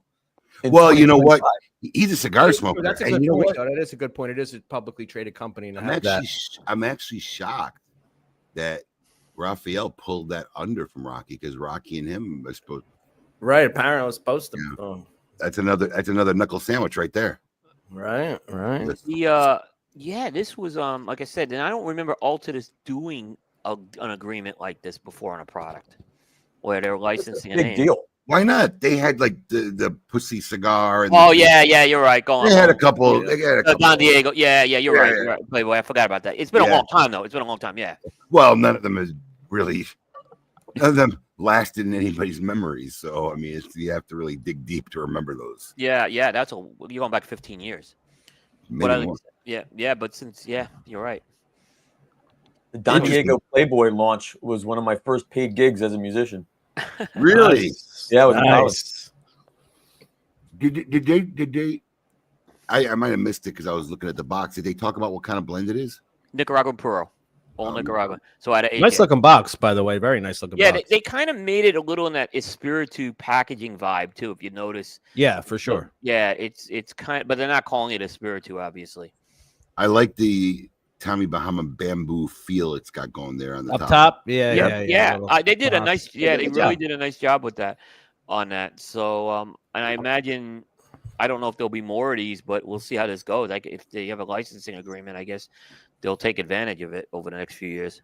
Sure. Interesting. What else you got? Yeah. We have another Altadis release. This is a brand that I know they've had some. They're not as successful maybe as some of the other brands, but I know they've been trying to get this one kind of resurrected. St. Louis Rey. And there's a cigar called Tabacales, which this St. Louis Rey is going to be made in the Dominican Republic, where most of the St. Louis Reys that Altadis makes right now come out of Honduras. It looks like a Connecticut, but it's actually a Nicaraguan wrapper over Cameroon binder, Nicaraguan and Dominican fillers. Available in 3 sizes. Good price point they're putting on this, $770 to $895. It's going to be sold in 25 and 50 count boxes. As far as that goes, 50. Who the fuck's buying 50s anymore? I guess if I mean, I don't know either. I don't know who, unless you're a retailer, just wants to keep it in inventory. I just don't understand what the reasoning. Maybe Michael now has some really deep, in-depth knowledge now, these days, but what would be the reasoning to make 50 and 25? I just see absolutely zero reasoning. If somebody really wants 50 cigars, they just buy 2 boxes. Well, you average down your cost per cigar from a packaging standpoint, and Right. wood and hinges and printing has gone through the roof. Okay. So there is Yeah. there is something there, but to me that also says a box of 25 you're hoping to sell a box. A box of 50 is really designed to sell singles. But that's my so point. yeah, so from But my as a side, retailer, here's what happens. right. Here's what happens. Go ahead. Now You're going where I'm now I going. have a 50 count box. Nobody's buying a 50 count box. No, very rare, if at all. Right. So now, well, I got to sell this product. Nobody's going to buy the 50 count box. So now I got to make 3 SKUs. I make a 50 count box, a 20 count pack, and a 5 pack, so people can actually buy in a normal consumption, not 50 cigars in a box. So I think where it gets lost in the boardroom is this, right? I get the financial reasons why it's done, right? Literally your box cost, and it's pretty much your box cost because you got double the band cost, you got double everything else. So your box cost becomes half, which, let's face it, looking at a box, it's not pushing the throttle anywhere, right? Yeah. But here's the thing. That savings only comes into effect if retailers buy it. But wait, I'm not buying a 50 count box for my shelf. This is a 50 count box? That's a 20. They only show the 25. Oh. It's 25 and 50. Both. Yeah. They're making it both. 25. Oh, they're making 20. Well, who the hell's ordering the 50s? That's what I'm saying. As a Well, the other retailer, thing, I didn't realize they were making there is both. there is something very nostalgic about a cabinet of 50. But if you think of what those were, they were generally naked cigars, cheap in a wheel. No, Yeah. I'm talking like think Cuba, not like Punch Rothschilds. But if you think, a classic Hoy de Monterey double Corona cabinet of 50, naked cigars in a wheel with a ribbon, meant to age. There's something very romantic about that. My assumption is these are all going to be in cellophane, stacked on top of each other in a box of 50. So it doesn't allow for an opportunity to storytell. To me, there is an opportunity to tell stories with thoughtful boxes of 50 because it's an important part of our history and culture. But if this doesn't provide the opportunity, then I agree 1,000% with what you're saying, Alex. It's a bit of a bit confusing. But what I think is cool is that they're making it in the DR, because St. Louis Rey forever and ever has been Honduras. Yes. And back in the day, before they were making it in Copan, Christian and his family, the Aroa family, used to make it. Yeah. And that original St. Louis Rey, that pyramid shape, oh my goodness, that was a monster blend. Yeah. I really love. I'm a sucker for this wrap box packaging too. So I really love the packaging that they did. Dress boxes. How they did that box, that dress box. It's that old box style. Yeah, they call it dress box. How many sizes? There are 3 sizes: a Rothschild, which is actually a Robusto, a Toro, and what they're calling a Titan, which is a 6x60. So I'm just trying to think. If I'm Those are the 3 sizes, right? From a retail perspective, if you're going to drop a new line, those Robusto, Toro, and 6x60 seems to be what everyone is leading with. Yep. Why does that make sense, Jay? You think they're going to charge me any less wholesale for the 50 count box than the 25 count box? It's not going to be less expensive. Yeah. The 50 count box will actually be exactly double the wholesale of the 25 count box. So, but here's the thing too. As a let's say a retailer, forget about online, right? Let's say I want to put this in my store, right? I want 50 count box is nice. I'm not putting 3 50 count boxes out. That's just too much real estate, right? I mean, who's putting out 3 50 count boxes? Not really, Alex, because usually they just hire. It's not taking more linear footages. It's not 50 count wide. Usually if they make a wheel, it's going to be pretty much maybe the same footprint as a 25, but it's going to go up. I don't know how you're going to display a box that tall in most shelves today either. That's right. This is the kind of box. That's what I'm saying. This is the kind of box that you buy and you put right in front of the register, out front. Boom. I bet money it's not going to have any more of a footprint than the 25 count box. But you can't see inside the box. High is what you're right. You got to put them on your low shelves, right? That's and that's what I'm saying. But this is the 50 count box is something that you're buying to put out in front of the register, open it up real, let them see the 50 count. The 50 count is you're not necessarily sticking that in the shelf. Yeah. Back when I got in this business, the only 50 counts we ever sold and sold regularly were the Rothschilds, right? Either the Punch or the Hoyo Rothschilds. But those were like $3.15 a stick. They were $3, 100%. $3 a cigar when I got in this business. $150. You walked out with a 50 bucks. You know, Wow. Would you guys like to know a Hall of Fame athlete that bought that regularly from me? Oh. Bobby Orr. Wow. Bobby Orr was. Did he prefer Cuesta, Punch right? or He's the Hoyo? Cuesta guy. Punch? Wow. Bobby I didn't know Orr. Bobby Orr Usually was we're a cigar banded. guy. I didn't know that. Man. Bobby Orr, in my early days in Tequesta, when I had one retail shop, we'd see him once a month, once every couple months. Bobby Orr, Joe Namath. Joe Namath didn't smoke cigars. He'd come to the ice cream shop next door. Right. But Parcells would come in. Parcells have smoked cigars? You know what? He was an ice cream guy, maybe too. Okay. I didn't know. He was maybe an ice cream guy too. But yeah, we used to get the ice cream shop next to us made some of the best ice cream I ever had. Yeah. So we used to get a lot. But Bobby Orr used to come in. I have pictures of Bobby Orr. I got pictures of Bobby Orr in our shop, standing at the counter, 50 count box of Punch Rothschild. He actually gave us a picture signed of, you know, the one where he's flying over the ice like vertically. I'm so nostalgic about those cigars, man. Those Punch and Hoyos, I am especially too, Michael. the unbanded ones. There was something just time and place about those cigars, man. Yeah. I'll tell you something funny. When we opened up the warehouse, right? So look, you know, when you have a warehouse, obviously one of the beautiful benefits is you can carry a lot more shit. In retail, I'm just limited to the linear footage I got in the humidor. So I hadn't carried Punch or Hoyo in not just the Rothschild, but the whole like EMS selection, the Maduro, the, you know, Excalibur. Yeah, Excalibur's like the one that we kind of maybe still had. Maybe. But like the regular EMS and the Maduro, the single Maduro, it was very complex shit. But I hadn't carried it probably in 15 years. Like literally, like a long time. It basically become an internet cigar, you know, basically for the most part. And, you know, obviously our relationships got better. And when I opened up the warehouse, partly out of nostalgia, Michael, I bought those lines in because one, I knew that some of those hardcore smokers from 20, 30 years ago are still buying this shit. And if I want to be an online retailer and have the shit that JR is selling, and I'm going to tell you something, man, we bought them in. Shit didn't go nowhere. Because none of our clients, let me explain. So it didn't go nowhere because, first off, most of our clientele never saw it. We didn't have it for fucking decade and a half, 2 decades maybe, decade and a half at least. And those guys that were smoking it were getting it from wherever they're getting it, so they didn't find it. It's been 3 years now, and it goes out of stock, you know, every now and then, and they're finding us, and we're moving them, and they're selling. And it's funny when I get a reorder part, like, whoa, man, look at that Hoyo Rothschild go out of stock. But they're finding us because those guys are still out there. Those guys are still out there. You know, there's so much history to our industry, and it's just so interesting to get different consumers and retailers, but certainly consumers' perspectives on brands, because the perception starts when they enter the hobby.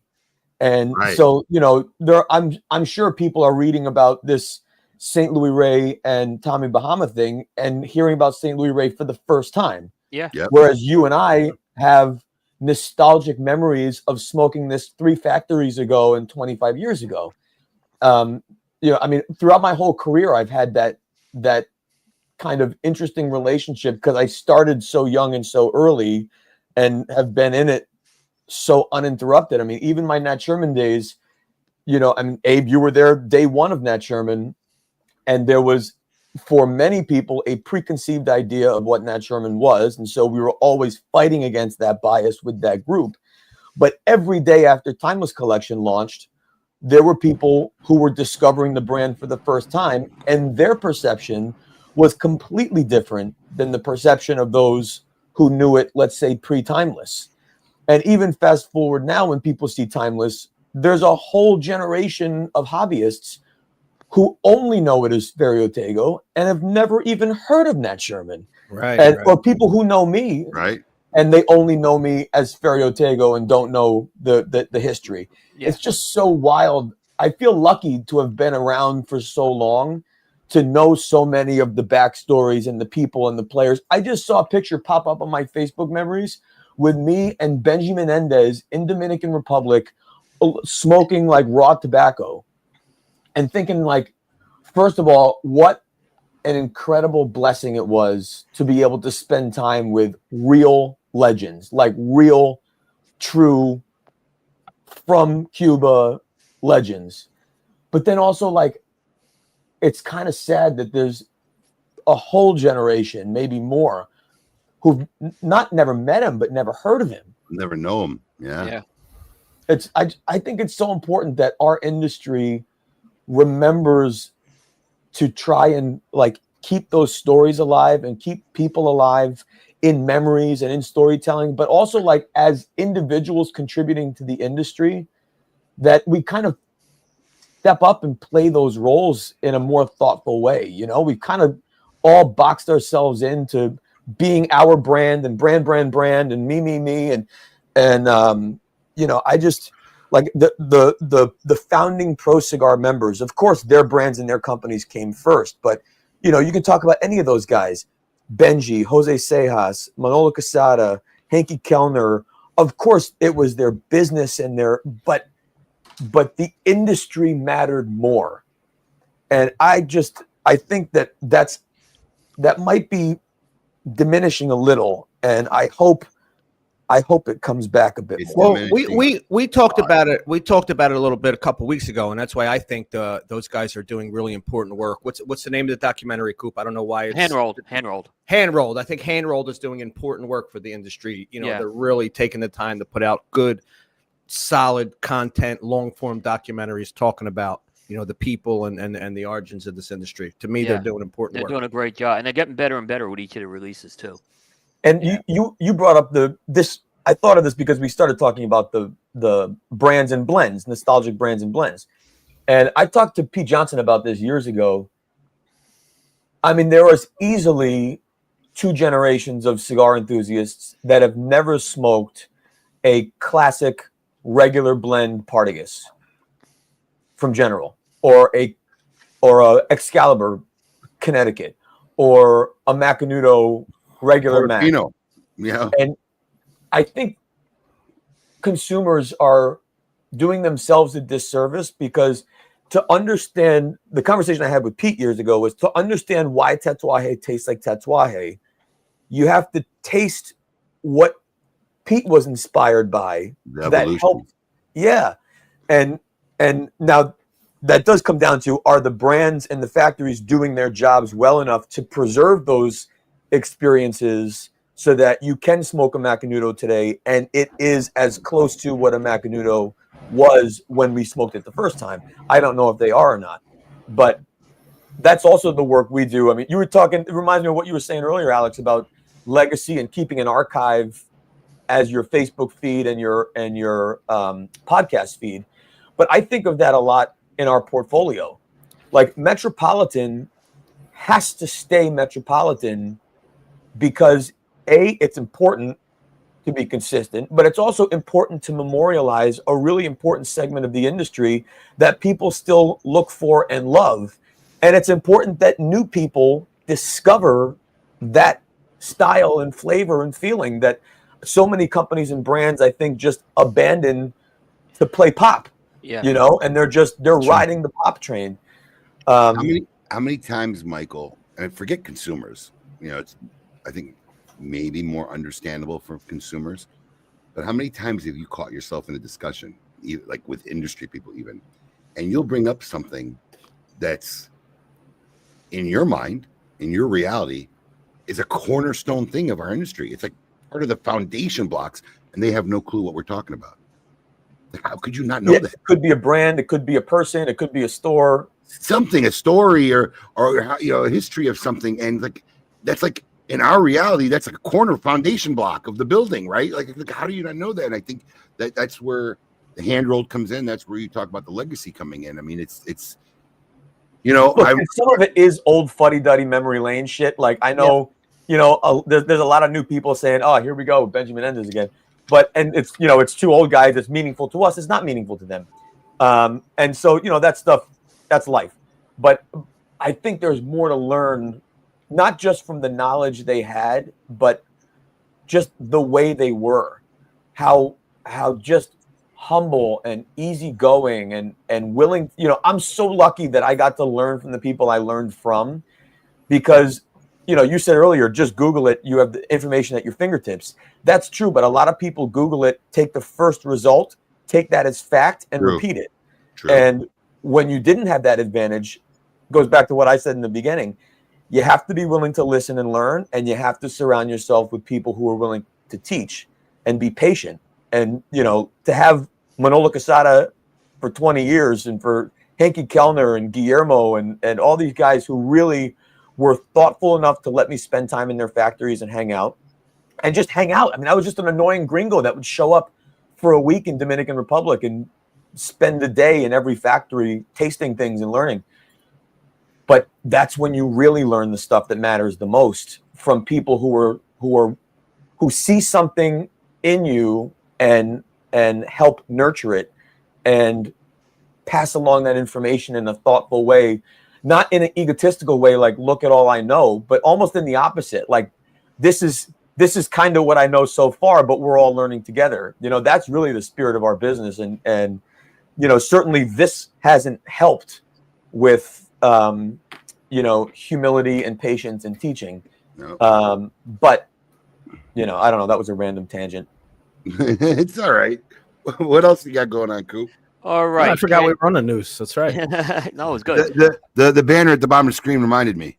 Right. So Drew Estate has actually shipped their 9th Freestyle Live Pack. So this is where they do a pre-release and they basically package it with some swag. This one's kind of simple.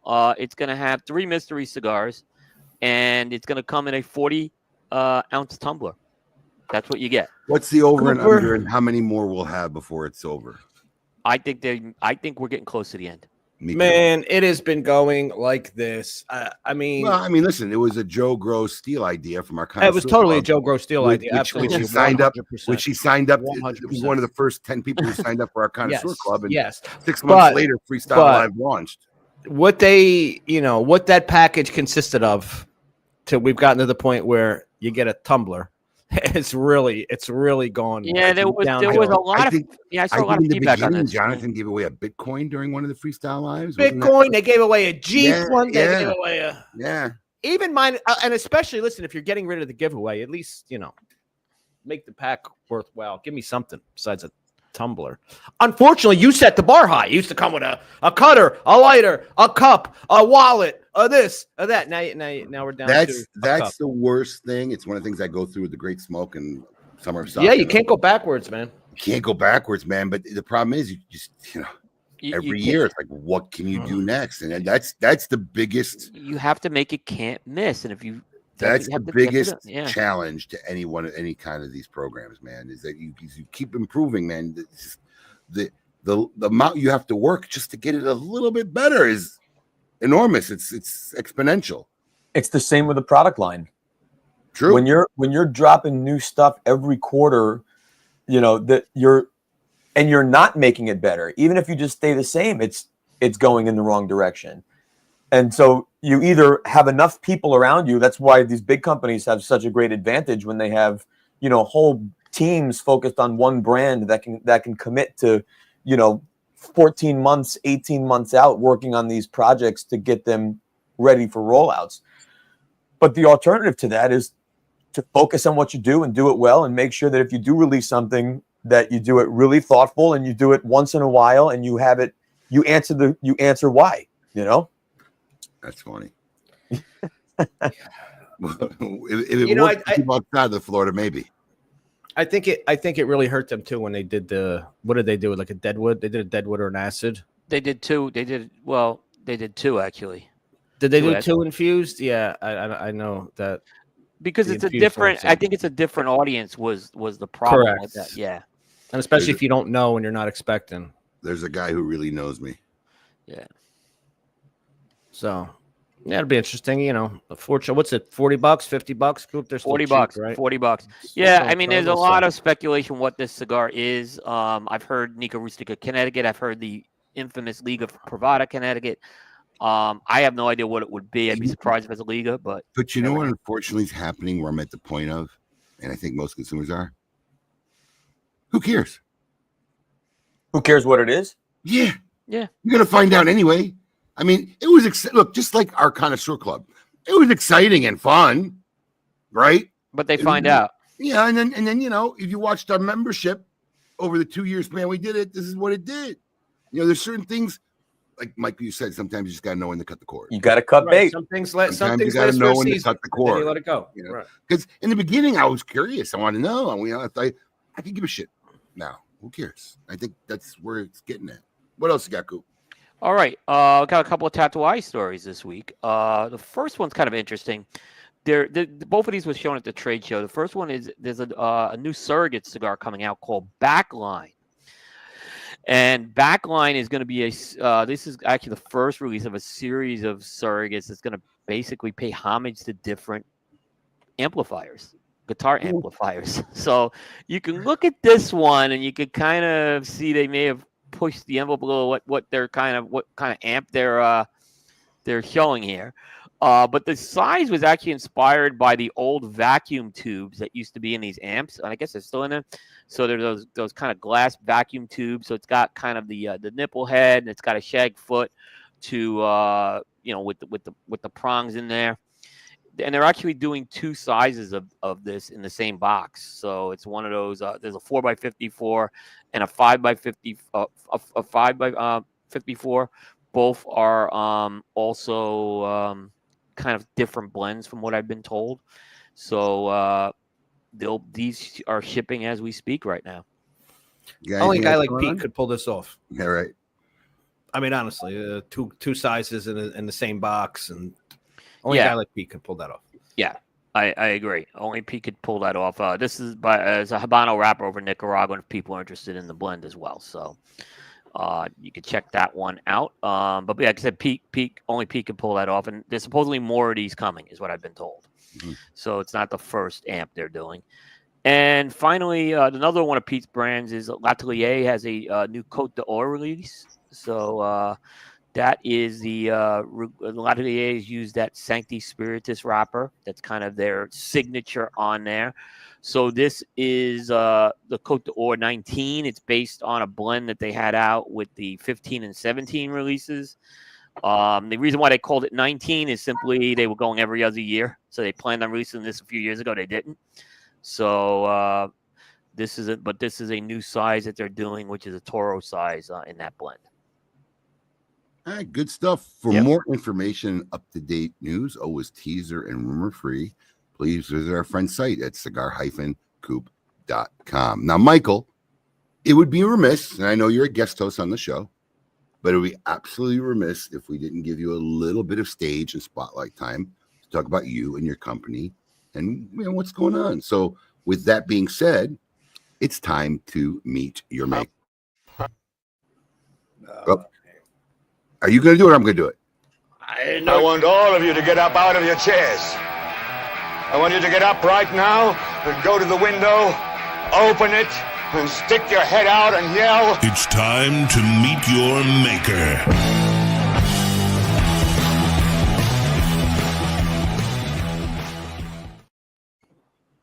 It's my favorite intro. We love it. We love it. So, We Michael. get to use it a lot. We don't. Ferio Tego cigars. Talk to us. Where are we at? What are you now in your fifth year? So it depends when you start the clock. But we started, I count when we entered the market. So the first cigars entered the market October of 2021. Yeah. So 3.5, something like that, years in market, which from a brand perspective is exactly 0 days. Yeah, I mean, literally. 3.5 years is nothing. I bet it doesn't feel that way, though. No. But, I think things are going great. I couldn't be happier. There's always room for improvement. But from just a very high level, looking at our 3.5-year-old brand, to see the diversity of support that we have across all channels, across all markets. People, I get asked a lot, like, what's your strongest market? Like, I don't have a strong market. I have strong partners, and I can highlight in every market, 3, 4, 5 real, like, rock star accounts that just believe in what we're doing, love the portfolio, and advocate every day. My style is not to grow our business by new releases. My model is the opposite. It's to build the brands and build the awareness and to maintain consistency relentlessly, so that people can turn back to it. And that's working. So to see Metropolitan, which is 30 years old this year, Timeless is 12 and a half years old or so, and Ferio Tego just 3.5. When we look at the contribution of each brand to the pie, the pieces are pretty even. And that to me is a really, really encouraging story that there's not one like leader that's out of the gate and we're trying to play catch up with the others. The pieces of pie are very even, which means that Metropolitan is still resonating with people that loved it before, as well as people who are discovering it today. Timeless is back doing what it's doing, and the Ferio Tego is becoming a brand that people recognize for what it is, that it is more special, it is more unique, and has 3 very unique stories to tell. So, I think we are a one-of-one story in our industry, and we're only in the first 3.5 pages of this story. So there's a lot more to write, certainly. Knowing what you know now, this will be an interesting answer. Good little gut check time. Knowing what you know now, going back, because obviously there was a huge, it had to be emotional attachment to the brands that were there, right? Would you do the same path of acquiring the brands, the names, whatever the situation is? Because I know you can't use the name Nat Sherman, but you acquired the names of the lines. Or would you have just started a brand that without those lines and just something from scratch? Well, the plan A was Ferio Tego is scratch, but the whole thing was building off these old Nat Sherman brands that were. Well, see, I would disagree with that assessment. Okay. Ferio Tego was the plan. I'm not saying that that's not a perception, but Ferio Tego was going to be the plan. It was going to be small. It was going to be boutique. It was going to be start from scratch, 2 blends, 1 size each. Elegancia Generosa was plan A. That's it. And then Suma to follow. When the opportunity came to do the acquisition, it was a bit emotional, maybe irrational, but it was a great opportunity. And I think with that, it forced us to make different decisions because we had to get them propped up and back into market. So when you say that the story was Ferio Tego was building up those brands, I understand the perception, even though Elegancia and Generosa was first, but that's because we infiltrated market again with these blends that a lot of people had. But again, it's perception. So because you already had familiarity with the brands, with me, with everything, it was easy to assign this as a continuation. For the other half of the industry that had no affiliation or familiarity with Timeless and Metropolitan, it all just felt brand new to them. So, I mean, would you do it again? Yes, 1,000%. And if you look at what that forced us to do, it's no different than what you said. That's like, would you deplete your kids' college fund again, knowing what you know now? Fuck yeah, you definitely would have. But you also didn't have the plan on how to fill it back up. No, you just knew that it was the right thing to do right now. It felt right. You talk about it, you pray about it, you make a decision, and then you just go. And that's what we did. And look at what that has presented for us. It did give us some automatic customers. It also made us solve for distribution in a way that a small boutique brand would not have, which also gave us a very compelling proposition to find that distribution partner, because we weren't just saying, hey, come help me build my brand. We had something to offer. And not just brands that were established, with a fan base, but also production. And then, look what that did for the Casadas. Look what that did for Plasencia, and look what that did for the Agro-Industrias factory. It restored production to them, which made our little boutique brand valuable from day one. So when it comes time to develop new Ferio Tego, when it comes time to ask for a sale in store, we already had at some level of proven track record and value that a lot of new brands don't have. But like we said earlier, it's day one is still day one.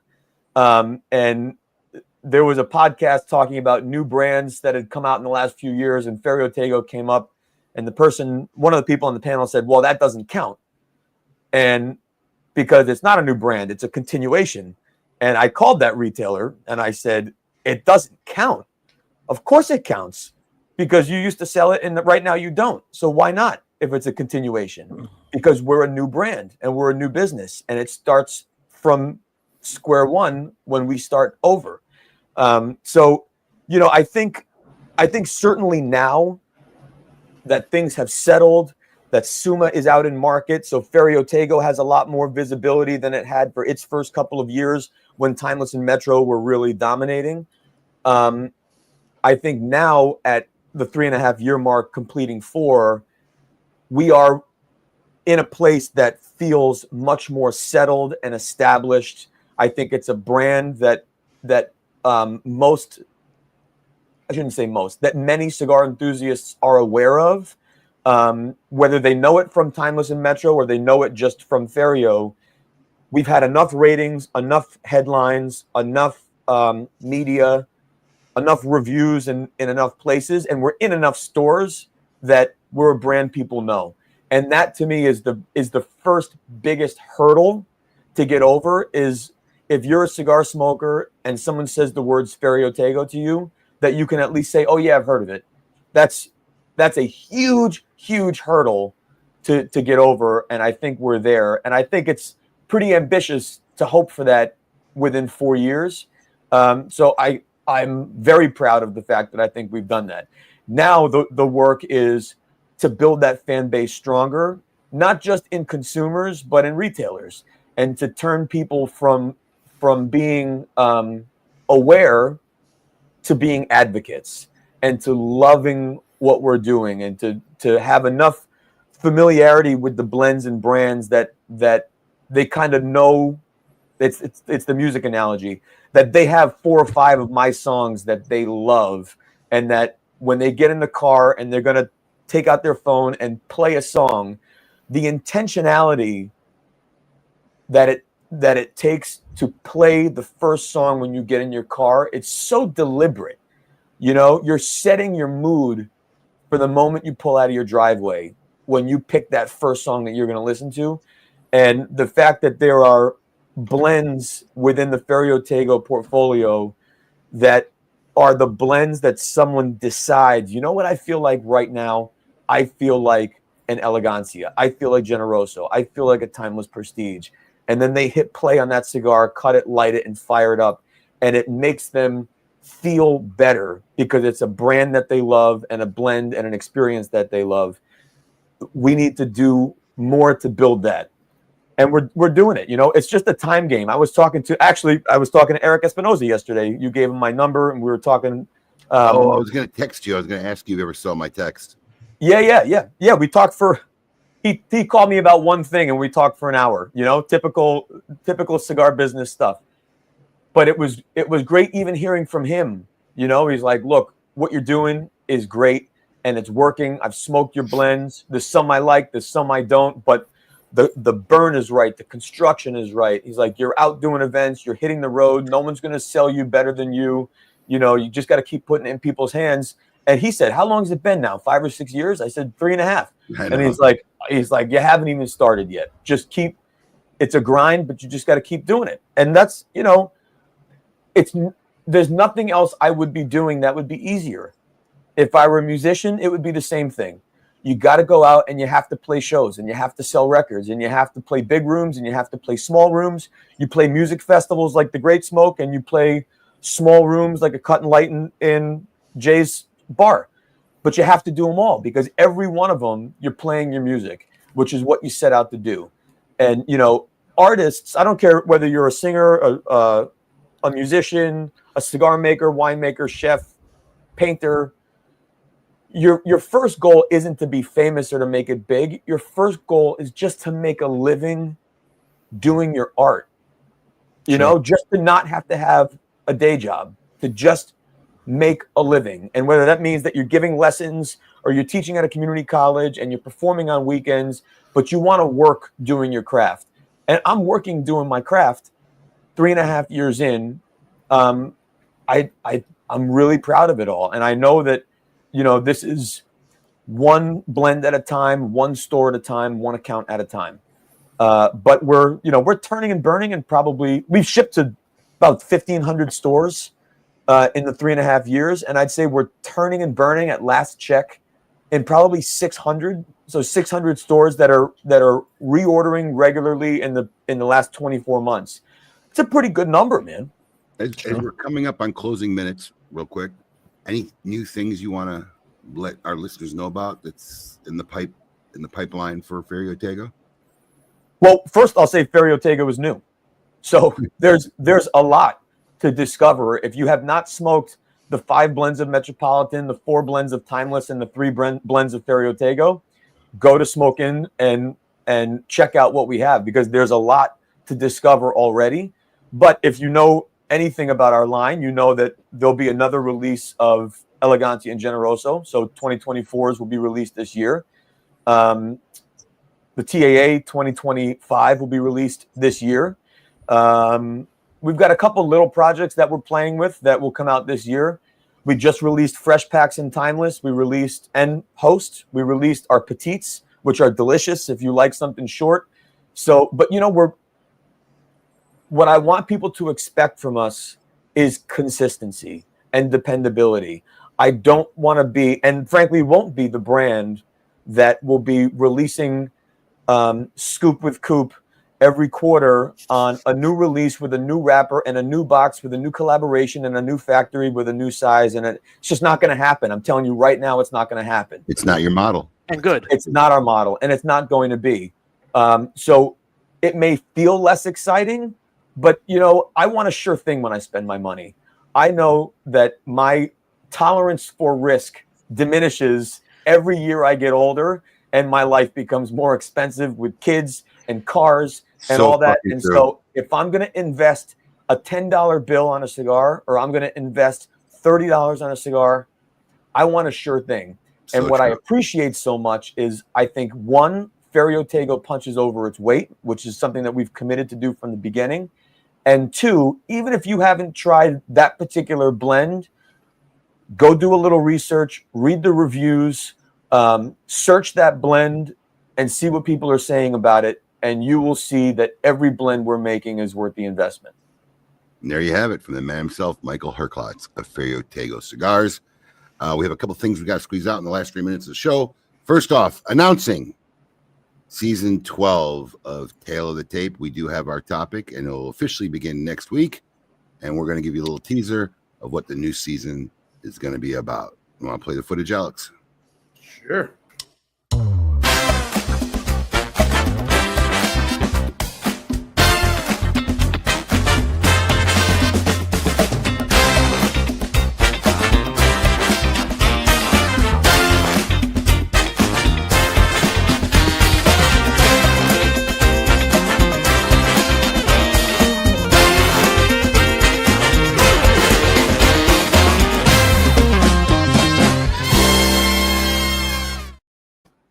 I got to tell you, everybody, all 3 of us are in an absolute agreement.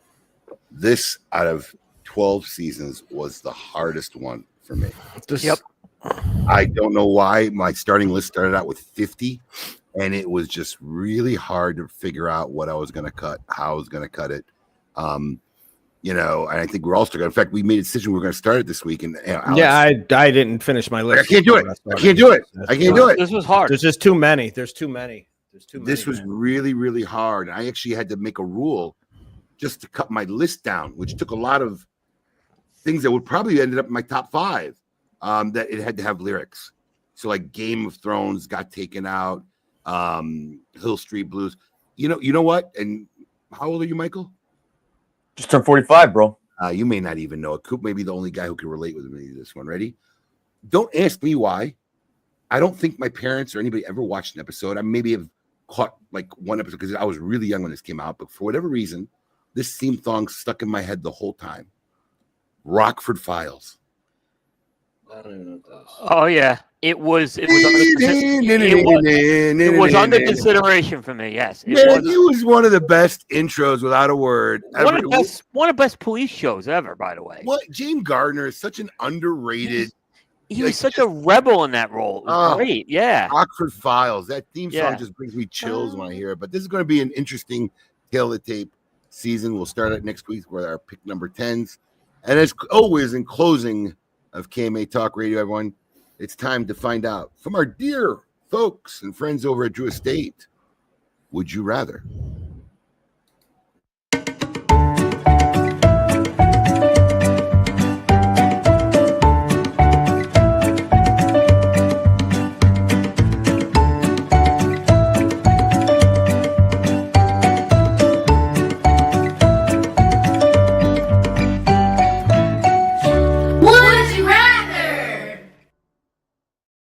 All right, Pedro's got a decent one for us this week. All right. Here we go. After a long day of work, would you rather smoke a cigar at your house or go to your favorite cigar lounge? It's a good question.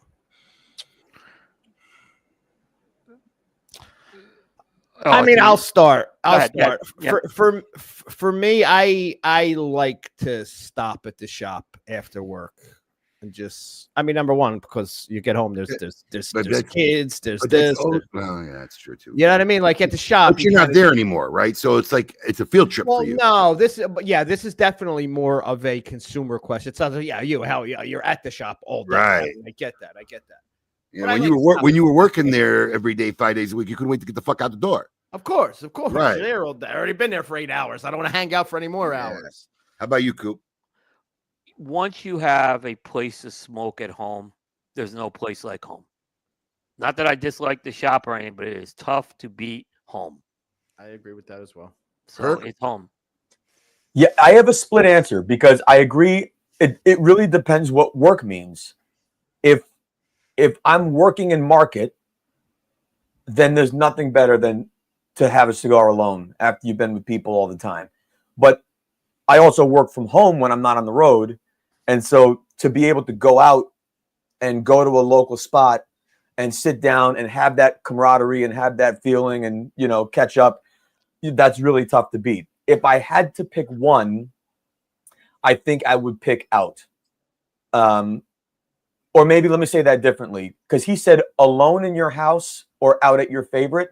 So I would just answer it differently and say not alone, because that's what this is really about. Never smoke alone. That's where the magic happens, is when you're with other people that love cigars together. So that could be in my backyard with a bunch of my dad buddies coming over, or it could be at a cigar bar. But there is something that's just unbeatable. Agreed. And about being together. One of the downsides of being in retail is I don't get that experience unless I'm traveling. I can go somewhere obscure, hang out, meet some new people, have a really good time, and experience that, because I never get to experience that in my own shop anymore. Right. We give up that privilege when we own a shop. So, Michael, thank you very much for taking time out of your Saturday. Yeah, it was great. We appreciate it. Always a pleasure having you, and really, I appreciate it. And I know you're going to go have some quality time now with your family. It's Saturday, Yeah, maybe a Broadway show again. No. But how great was that? That was awesome. That was so great. Everybody, thank you for joining us this Saturday morning. We hope we entertained you, had some fun, maybe you learned a thing or two. As always, it's the best way to start your Saturdays. And until next week, everybody, from all of us here at KMA Radio to you, keep it lit.